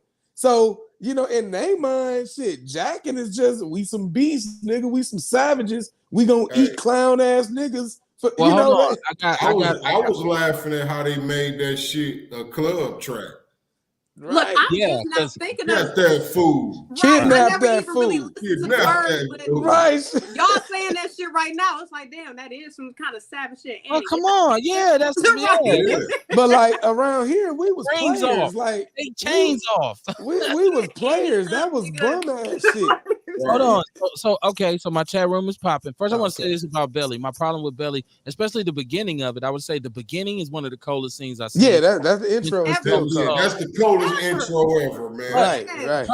The problem with Belly is Hype Williams ran out of money, and the ending is so fuckery. Like the ending is just so stupid with Belly. Oh, is that why that happened like that? Yeah, he ran out of money, man. You could tell it was like he ran out of money, and they were supposed to go because Nas was supposed to go all of Africa. It just got so. It's like, hold on, am I still watching the same fucking movie after a while? I was like, wait, are you trying to make a statement? So this minister who he's talking to, that just for me, I was like, oh man, y'all just. I'm saying that shit think that was one of the classics. Oh, go ahead, Courtney. What'd you say, Courtney? I thought I was going to say what Kamar say. That's what I said. Go ahead, Courtney. I was just saying. What'd you say? I was just saying. I thought that was an all-time classic. I mean, it is still a classic because it showed. You know what I mean? Different routes, how motherfuckers grow. You know what I mean? Now I start like, hold on, man, this shit ain't cool, man. I need something different. You know what I'm saying? And DMX, he was forced to change, basically. You know what I mean? But then it ultimately worked for him. But and then it got crazy with this Method Man who gets blown through a window. It just got crazy. I'm saying was real deal, It's spent out of control. It's spent out of control. Yeah. It seemed like the narrative got away. Whereas in King of New York, it was a point to it. Even a point when Larry Fishburne goes in the restaurant and the grandmother is there with her kids, and they talking shit to the little kids about the video games, and he pull out the knot and get an old lady the money and be like, get them kids what they want, and he tell dude, I slap the shit out of you for talking to them little kids like that. And it's moments like that in the movie that you got to watch and take in. And the cinematography was done well. They didn't run out of money, right? Like I feel like where Hype was going was good, but they just kind of petered out. But Belly, that's how life is. Should be happening, man. Should be wild like that. Life just be, you know what I'm saying? It just be happening like that sometimes, Kev. Blue Hill Avenue. Yeah, Right. Blue Hill. Now this is Tiara. She said she agreed with me. King of New York and Blue Hill Avenue. I never seen Blue Hill Avenue. I I seen just Sugar Hill. man, I seen man. I But seen like I said, with Belly, I like how in my life I feel like I related to DMX so much. But then as you get older and elevate growth, then you start understanding where the fuck Nas was coming from. You know, you start finding yourself more sincere type of lane. Like, yeah, man, I would. That's why I say I like the growth that it shows. Yeah. Okay. Yeah. Listen, I love Belly. I love Belly. I went, man. I'm just how old I am. I went to the theater to see Belly. We went deep. We went probably. I came home from school. We went to the movies probably about 20 deep to see. I bet that shit was dope as a bitch in the theater. Live. And we was drunk and high as shit. We had a great time, man. It was don't make it like that no more. Where niggas want to go deep and shit and excited. Man, they ain't I had Capital and Atkinson with me. We was like 3 cars deep. Sean Moore said it wasn't no bums on Capitol. We just ate. He's talking about stick up kids. Sayer said the robbers I knew wasn't bums and they was having money. Hell, they was robbing pimps and dealers and some jewelry stores and bagmen. That's what. Thank you, Sayer, because I wanted to say that too. Because I grew up around dudes who would stick up kids, but they hit major licks. Right. So I mean, I ain't money. saying that they didn't have money. I'm saying like when we grew up, like, you know what I'm saying, that was you hustle for money. If you needed money, hustle. Sell dope, pimp, something. But to take something from another nigga, it was like, you know what I'm saying? It was just like I guess there's no honor amongst thieves, but still there was like a little bit of chivalry type shit. You know what I'm saying? Yeah. He said, and we took care of the hood, and I can attest to that. We had a lot of Robin Hoods on Capitol. We had a lot of dudes who would go Robin Hood that took from the rich and gave to the poor. Well, they would do their thing, and then they would come back, and if you was on the block and you was down, cats, hey man, y'all good. You in the bar and you good. That's why they had love, even though you knew. I mean, dude, who was they robbing? Was they leaving the neighborhood to rob? Man, the licks are everywhere. Because first of all, if you a wolf like that, you find prey. So it's a lot of dudes riding around who having major money that you wouldn't know about if you know square it up if you ain't in the life. And so they would know, like, oh, we know who, motherfucker, we know who you is. They on your ass. So man, left him stinking last night. Man, I tell you what, he won't be riding this no more. You be like, damn, we went and got him.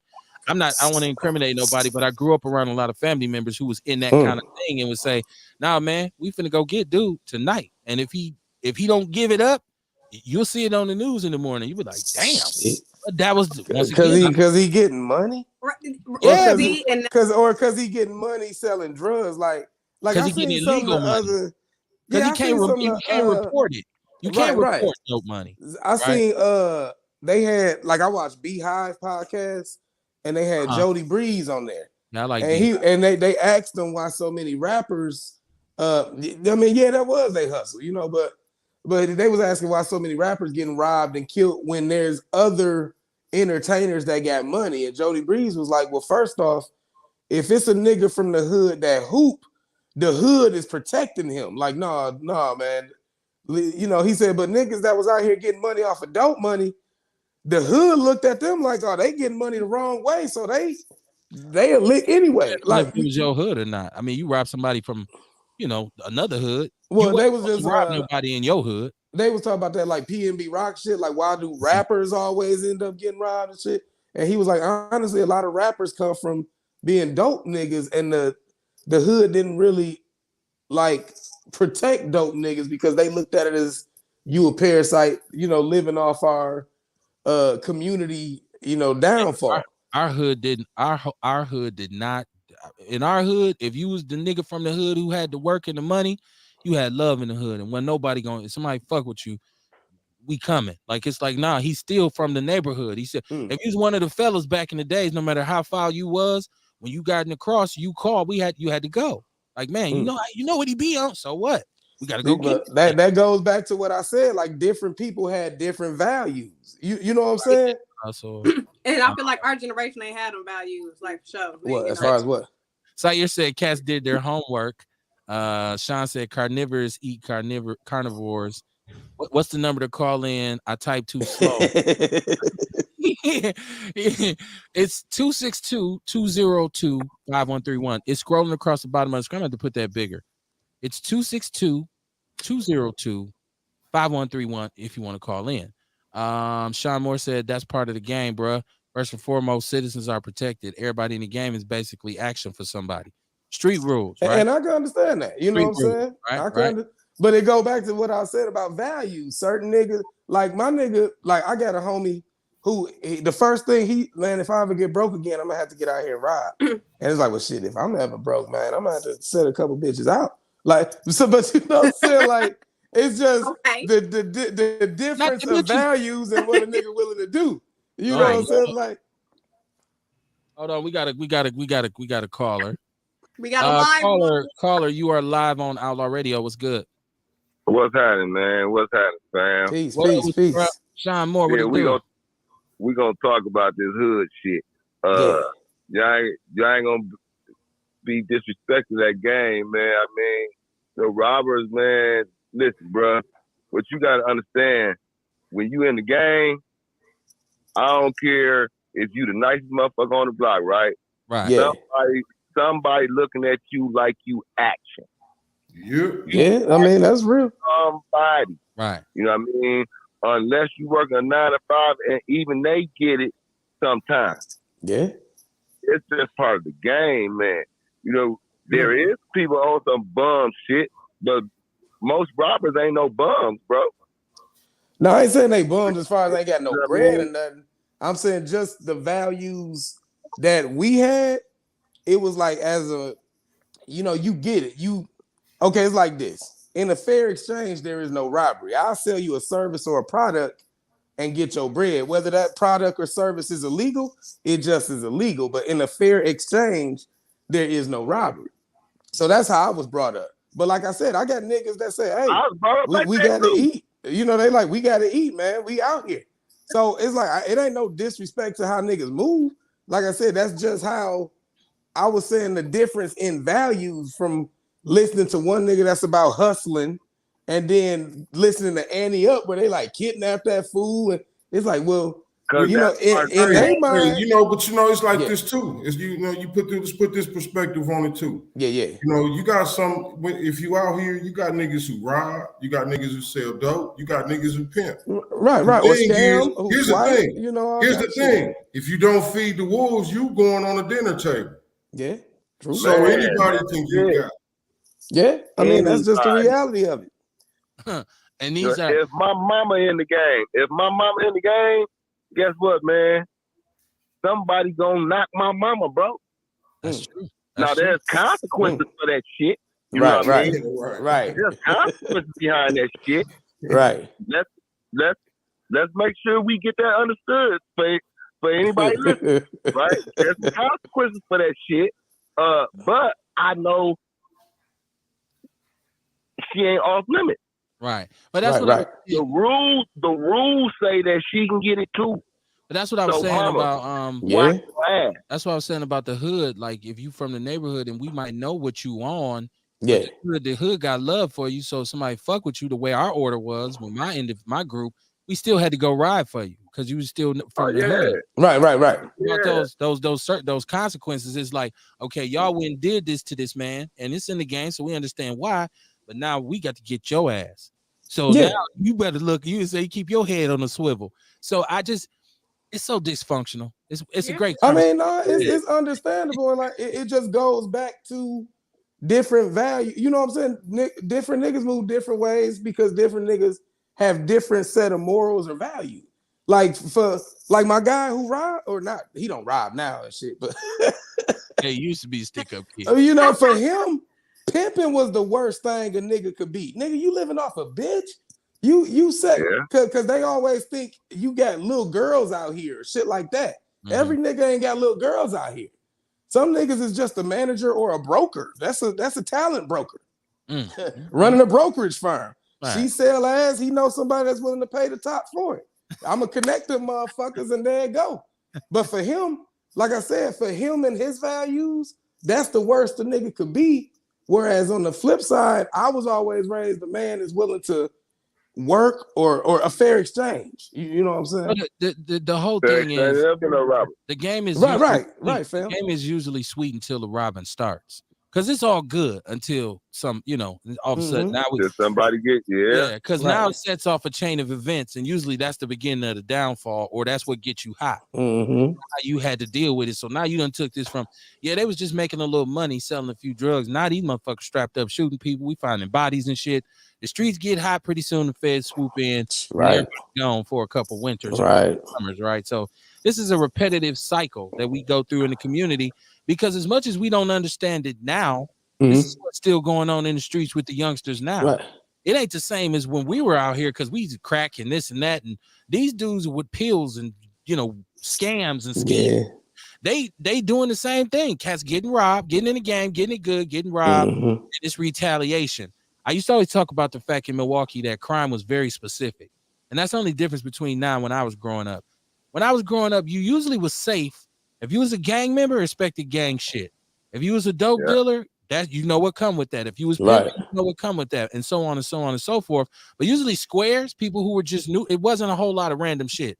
So we see some murders on the news and say, now it is exactly what happened behind that. The news wouldn't know shit. They give a whole well, somebody was killed for their shoes. That ain't why that motherfucker got shot. That ain't why he got shot. So now it's more random, because you see more people, especially when you're talking about stolies and random people getting hit by cars and all this kind of stuff. It changes it. So now, and it's always been shoot up the house and hit the wrong motherfucker. That's been going on forever, right? Like he's shooting at everybody and hit the wrong, and hit the baby, right? So and it's all that shit. It fucks all the money up, and that's why if dope dealers really could control it, they would have it where they don't have no drama.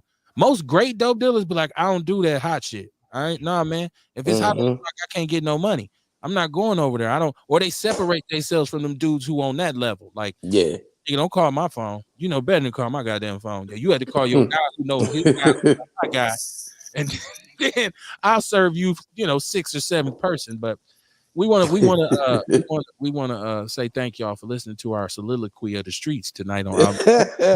Well, man, y'all just gave up a whole lot of game for free, man. Y'all should applaud yourselves tonight, man. For real. Y'all should applaud yourselves. Hey, Sean. A whole lot of game for free, man. Yes, sir. Sean, you called in to help. Right. Hey, my mama say it got good to you. You had to call in. Right. Man, I just want to clear the air about that robbery thing, because that was kind of personal to me. Oh, you know what I mean? No disrespect. Like I said, it just showed me the different values. Some of my guys ate like that. You know what I mean? Yeah. I mean, most definitely. Cool. You know what I mean? Real talk. So most definitely. And I got friends who, and we have those discussions, but like I said, it go back to showing how different people got different sets of morals and values, where one person's actions is the lowest shit, and another. I don't think you can say morals and values though. Yeah. So what would you say? Most of these cats were raised by mamas and daddies, right? They work, they church, all of that, right? It's not the morals and the values.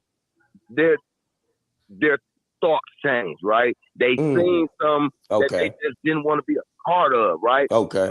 I'm tired of mama lights being off, right? I'm tired of not eating. I'm tired of giving my little brother my shoes, and he got to give them to my other little brother. I'm tired of that shit. A lot of it was the circumstances, man. Circumstances. You know what I mean? And that's what my guy was saying. You know what I'm saying? The circumstances, yeah. So my guy was saying the same thing. I think the best way to sum this up on both ends would be to say, I may have done the things they said I did, but I'm not who they say I am. Right. Okay. That's it. Right. Yes, sir. Because when you some of the most craziest dudes that you would see in the hood, and you say, that motherfucker's a fool, man. He woo woo woo. But if you talk to his inner circle, they'll say, man, that motherfucker was cool, man. He give you the shirt off his back, man. That brother. Yeah. And you call him anytime you needed him. He was always there. He was always helping. And then you look at the crimes that he did. You say, damn, nigga, you did that? Shit, man, circumstances. So I do believe, and that's why it's always room for redemption with most people. And I would say, except tree jumpers and child molesters, I say it's room for redemption for you in some capacity. You're always gonna have to pay for what you do, but personally, on a personal level, there is some redemption for you, unless you fucking with little kids or raping women or men. Yeah. Regard, So Yeah, because that shit wild. a lot of dudes get mouth raped too. Damn. Sayer said, "Can I ask what the brother from the hood? I'm sorry, what hood the brother on the panel from? Capitol Drive, Capital. By the way, yeah, Capital. Franklin. We say Franklin Heights. It was too soon for your mouth raping joke, Kim. Damn, my bad. Right. Mouth raped. He mouth raped me. What the fuck? Y'all take it easy, man. I'm out of here. For sure. Peace. Hey, you still around? Yes, you still around? Yeah, man. Okay. I'm gonna hit you and chop it up because I wanna get I gotta get back to what we was working on. All right, bet. Yep. I'm gonna hit you up. All right. Peace and love. TR should Arthur say 2-4 or 2-7 on Capital. Franklin. 2-4, 24 from Frank, 24 from Capitals, where that's his general area, but it's Capital. When you say you on our end, you just from Capital. Where you from, Nick? You see where I'm standing at, right? I know when Sean, I'm talking about the brother seen on camera. I know where you and Sean from. Oh, is he talking about me? Yeah. No, he said he know where me and Sean from. No, I think he was asking what hood I was from. Yeah, he was asking you. Like from like shit. Now the people that I'm talking about, that was high school, so that was like in the King area. But I was raised around 4100 block, so that was right off Green Bay. Capital adjacent. Yeah. Numbers. I'm like, what? Where? Oh no, that's I said I grew up right over there by Rankin Son. If you remember where Rankin Son Buick is, yeah, beautiful neighborhood. Yes, absolutely. Yeah. Absolutely. The thing about that neighborhood is when you get to Green Bay, if you go south and you get into, then you start going towards the east side and you start talking about Keith Avenue and you start talking about MLK, it gets a little shaky. Port Washington and all those areas, it's been people with the top of their heads removed over there. Oh, but it wasn't as notorious as some parts of Capital or Atkinson. Like when you start getting, and then the further south you head, the worse it got, right? Until you got to the bridge. Yeah. Caller, you are live on Outlaw Radio. What's the deal? What's the word? It's Shire. What's going on, my brother? How you doing? Hey, how you doing, man? All right. Yeah, I was just asking what hood he was from because I was listening to his views on that, and I know that a lot of brothers from different hoods hold different views on robberies or whatnot. Like okay. Like brothers that came from off the Capital end 2-4, 2-7. Like a lot of y'all was like y'all had what they call like middle class parents and things like that. Yeah. It was different than like cats off Galena and out the ghetto. You know what I mean? In the trade. You know what I mean? I feel you. Different level of poverty. Yeah, no, and again, shit, no disrespect to anybody who had to eat like that. I mean, shit, we all did. My family. No, I ain't offended at all. I ain't offended at all. Like, I like the conversation. I'm just, I was talking about just like from how I was raised, like my uncles and shit like that. They shit. My father was a pool shark. He might have did his street thing, you know. My uncles were pimps. Yeah. So it's like it wasn't. I guess it was. I ain't gonna say victimless crimes. Is that victimless crime? I totally get what Sayer is saying because no, I feel him. You know, I mean, shit. If it comes down to eating, shit, anybody could get it. I see how we was on Capital in the Rufus King neighborhood. I see how he's right. He's absolutely correct. Yeah, no, he's right. He said because over there it was Chocolate City, it's beautiful as shit. And most of our parents did their thing. That's how you got over there. And so, right. Our parents was factory workers and shit. Well, you know, my grandparents was factory workers and shit. I had some cousins who was from off Our, who was off Clark and Hopkins and all the way to the east side. Totally different from us. And they was more grimy. Way more, right? Yeah. Totally different from us. They was, you know. Yeah. But some dudes, because Atkinson has always been kind of like a it's like the Bermuda Triangle, but it was some dudes over there who had that savage grind too, who, but it wasn't. Oh, yeah, it's dangerous over there on Atkinson. You get caught in one of them old buildings, that might be where they find you. Exactly. don't get me wrong though. Brown County, Buffum, Brown, Buffum, Cherry, man, all them neighborhoods back in the days, you see some dudes coming up out there, you be like, I know he gonna steal something. You just knew it. How he looked. Like, it was crazy, man. That's really that's I had an uncle, rest in peace. He was a robber, but he never robbed a black man. He robbed stores, bag men, stuff like that. He was like one of them militant ass criminals. Well, I mean, and you know what? That's dope though, because that brings another value. Like I hear people say, I rob stores because it's insured. They got loss prevention. They got shit for this. So, again, it goes to like how there's different values that kind of dictate how people move. Yeah. Right. Kerry Walker Jones said, I don't know what they serving on Atkinson, but that has become zombie land. I drove through there twice and had somebody stop dead in front of my car, high as hell. Yeah, driving down Atkinson. Yeah, she said it's zombie land, so she know what they serving on Atkinson. Crack. Heroin. Yeah, that's the heroin there. On the side. Oh my goodness, man. Listen, I can tell you this. I grew up, I'm telling you, I grew up on 17th and Capitol my whole life, and Atkinson was a thriving district. It was businesses, barbershops, hardware stores, restaurants. J&J's bar, which is closed now, was our spot. And JC was a black man who owned that. Shout out to Mikey Davis, Deacon Mikey Davis. They owned that whole corner. There was black laundromats and everything, but it was about 20 taverns from Capitol all the way back to the bridge, maybe even more. Yeah. And you talking about when I was young, I'm talking about real pimping, like Superfly pimps, where the prostitutes were still pretty. And the dude had the Cadillac with the shirt with the taco meat shirt. Bitch, get over here and get my money. Tell me how you started noticing the difference. Like, what did the difference look like to you from you seeing it thrive into like when did you notice shit was getting fucked up? Like, what did you see? What did the community the difference was like? The crack. Yeah, crack. The 80s, crack. So like 88. I mean, I know you saw crack, but as far as he told us that he remember when the world went crazy back in 1985. Cocaine used to be a rich man type of house. Yeah. Did you see stores, new clothes? Did you just see motherfuckers start looking strange? I'm gonna tell you what happened, Courtney. You know what? The first thing that happened was all these those little hole in the wall bars, because Milwaukee used to have so many taverns, a tavern on every other corner, and they would be popping until like 3 a.m, 4 a.m. sometimes. Liquor be sold till the liquor store closed, right? So what happened is when the drugs and the crack come in, now the pimps, a lot of them are getting strung out on dope, and the prostitutes are getting strung out on dope. They're no longer pretty.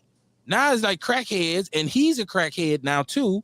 And so what happens is now that structure is gone. So you got to talk about the balustrades getting really sent away. So now anybody can get weight, because as long as he was alive, you just couldn't get weight. Like, I got a bird.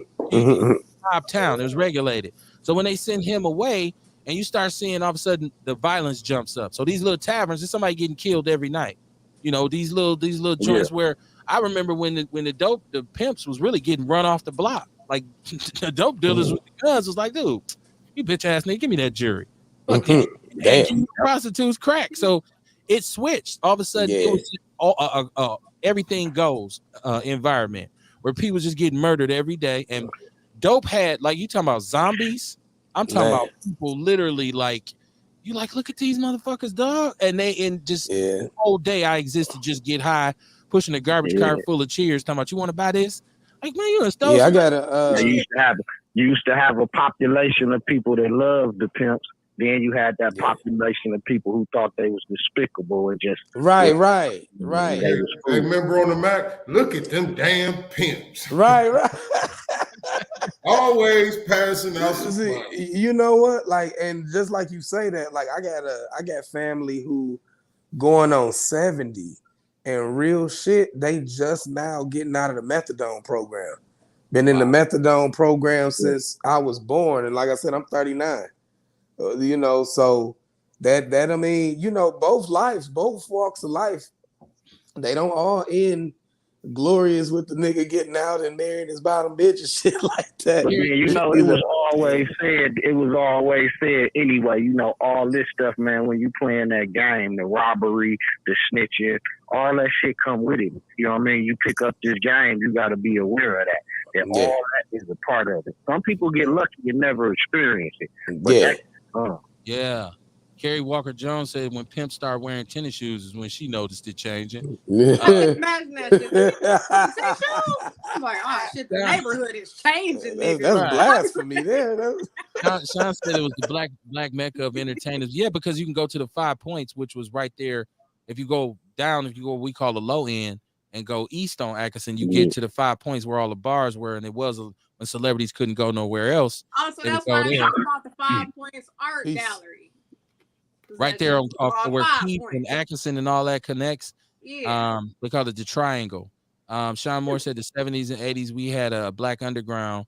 Fuck the brought everybody here balustrades. He said fuck that brought everybody here balustrades. And Juneteenth was until late at night. Yeah, you're right. I'm not saying that they were good. I'm saying when balustrade was in power, that mean that Milwaukee was a mob controlled city. So you couldn't just go and get weight like that. You had to. A lot of people ain't in tune with that history, man. A lot of people don't know how mobbed up this town was. A lot of people don't know how powerful that family was, Franklin was. Oh yeah. You read up on Frank Balustrade. They call him the pretty. What they call him? Pretty. What was his nickname? They called him Pretty something because he was the way he dressed. But he skimmed off of Las Vegas. He was a big part of what was happening in Las Vegas and reporting out to Kansas City. Yeah. It's a whole lineage, man. You motherfuckers getting blew up by pipe bombs and shit and put in your car in the 80s. Like this city, this was. You got to remember, you had so many factories here, first of all, and so many brothers had good jobs. That's why the pimping was so big because. On Friday night, them old men listening to Johnny Taylor paying for hookers. Right. Shit, they left A.O. Smith and got some trim. Them and the sailors down there. Yeah, A.O. Smith was feeding the whole industry. Right. That's where my uncle worked. Shit. Right. The game had rules. Then 3rd Street to Walnut was a strip club. I'm sorry, not over the Black Underground though. Yeah, it was a lot more structure, man. I'm telling you, I remember just we sneak. Who was that used to own a lot down there on 3rd and Center? Jim Dandy. Yeah, that's before my time. They was gangsters. Oh, that's before mine too. I just know the name and I'm. Yeah, I remember hearing about that spot. Stories. Yeah, them old heads will give you them stories. My cousin owned the whole thing down there on MLK. Now it was just 3rd Street. And that was a big time joint. Had a lot of gambling down there and all that. Yeah. That was my mama's first cousin. Yeah, the rest in peace. They was big on gambling down there. Yeah, when the bar closed. My daddy became a preacher, but he always talking about, I had a fight. Fergus, was that Jim Dandy? Remember the old main event used to be down there? Sean said, fuck him. Jim Dandy. More fool. Dagos. He called them Dagos. He called them Balustrades Dagos. He said that's what they used to call it. That's what they call the Italian. Guineas and Dagos, right? Yeah, they gonna ban the shit out of us on Facebook after this show tonight. Yeah. Real talk. He said, real talk. My pops pimping Sam, him, Lee Love, Pee Wee, Ferguson, them. Sean going. He like, nah, man, let me tell you about this shit. The moral of the story is the destruction in our community has been going on for a very long time. Our community has been dysfunctional for a very long time. This is why I always say I'm disappointed that in 2022 we still, like Scarface say, we up against the same shit. Right. And I look at what progress have we made, and it seems like hardly none. So it's like at this point, that's why I tell black people, okay, maybe it's time to let some shit go, because we can't seem to let go of the same shit, the same old shit. We keep doing the same shit over, looking for different results, and it's not working.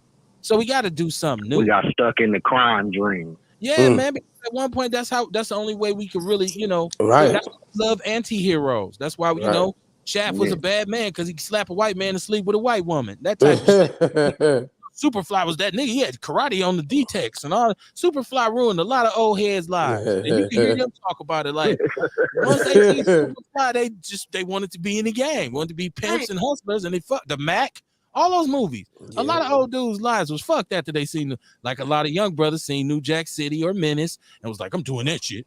From now on, or Belly. Hey, look how everybody did when Scarface came out. Oh my God. right. Colors. Come on, man. I remember Milwaukee before Colors and after Colors. The Colors. Oh yeah. New Jack City. Come on, man. That's why you can't say it's just a movie. That is the biggest spider I've ever seen in my life in my studio. That's Spider-Man right there. That's not a regular spider. I'm gonna kill his ass when I get off the air. I ain't scared of nothing, but he got to know it's all in the game. He got to go.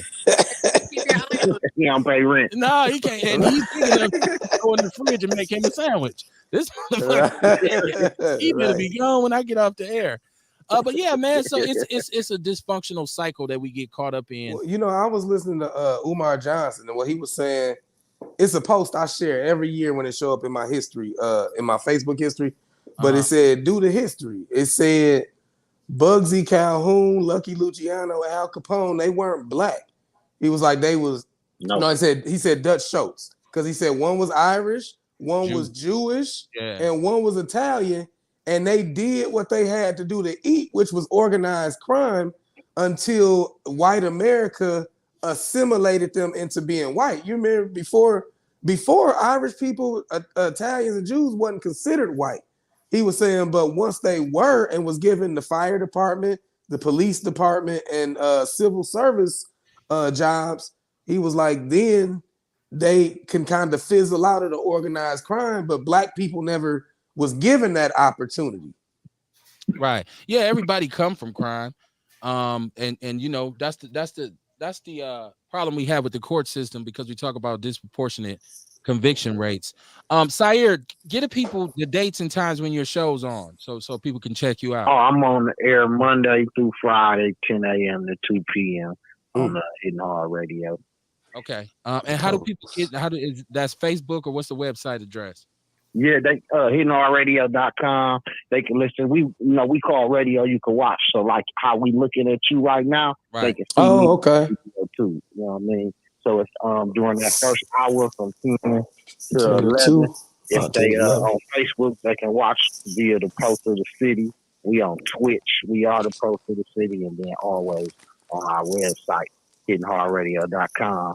And we got an app and all that too. I don't know who this is. It says Facebook user, but you're right. I'm looking right at this big ass spider. He like, Kev, time to shut it down. It's time for both of us. We about to have a car. This motherfucker got a car parked in the garage. This is the biggest spider I've ever seen. That's what's up, man. Let me let y'all get y'all line clear up, and we'll keep listening along, man. Shout out Radio.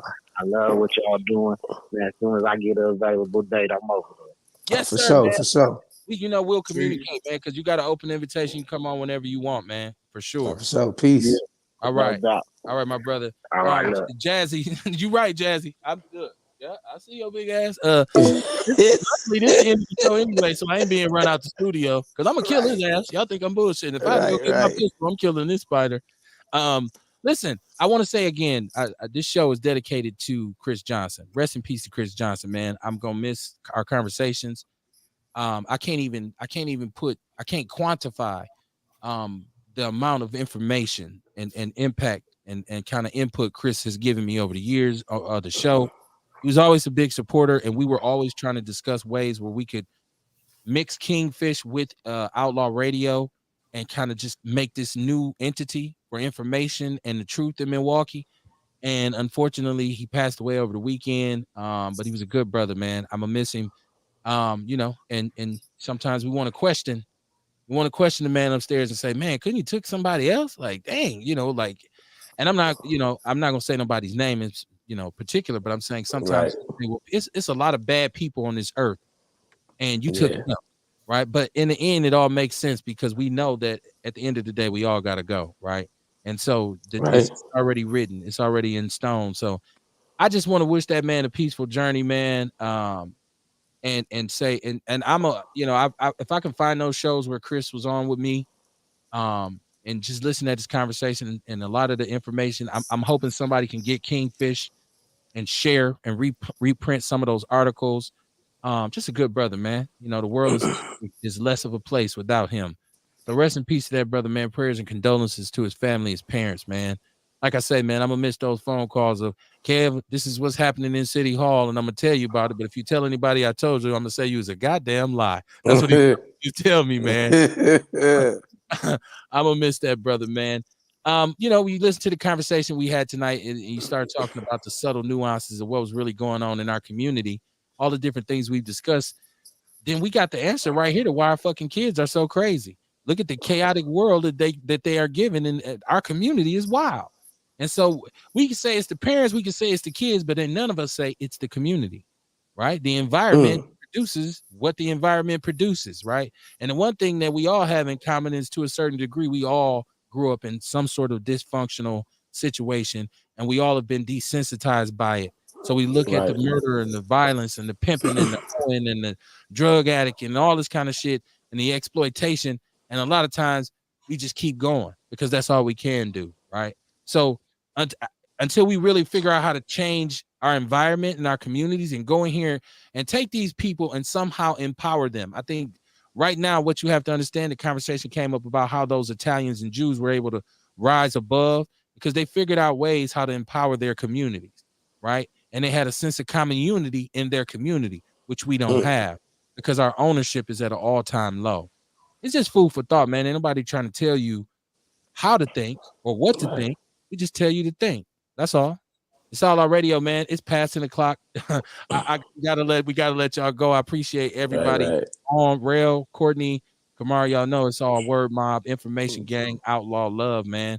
I tell people all the time, man, you just gotta look at this situation and think to yourself, does my criticism of the community outweigh my contribution? Because if it does, my ass is a coon. And I need we'll see y'all Wednesday, man. Peace and love. Peace. Peace.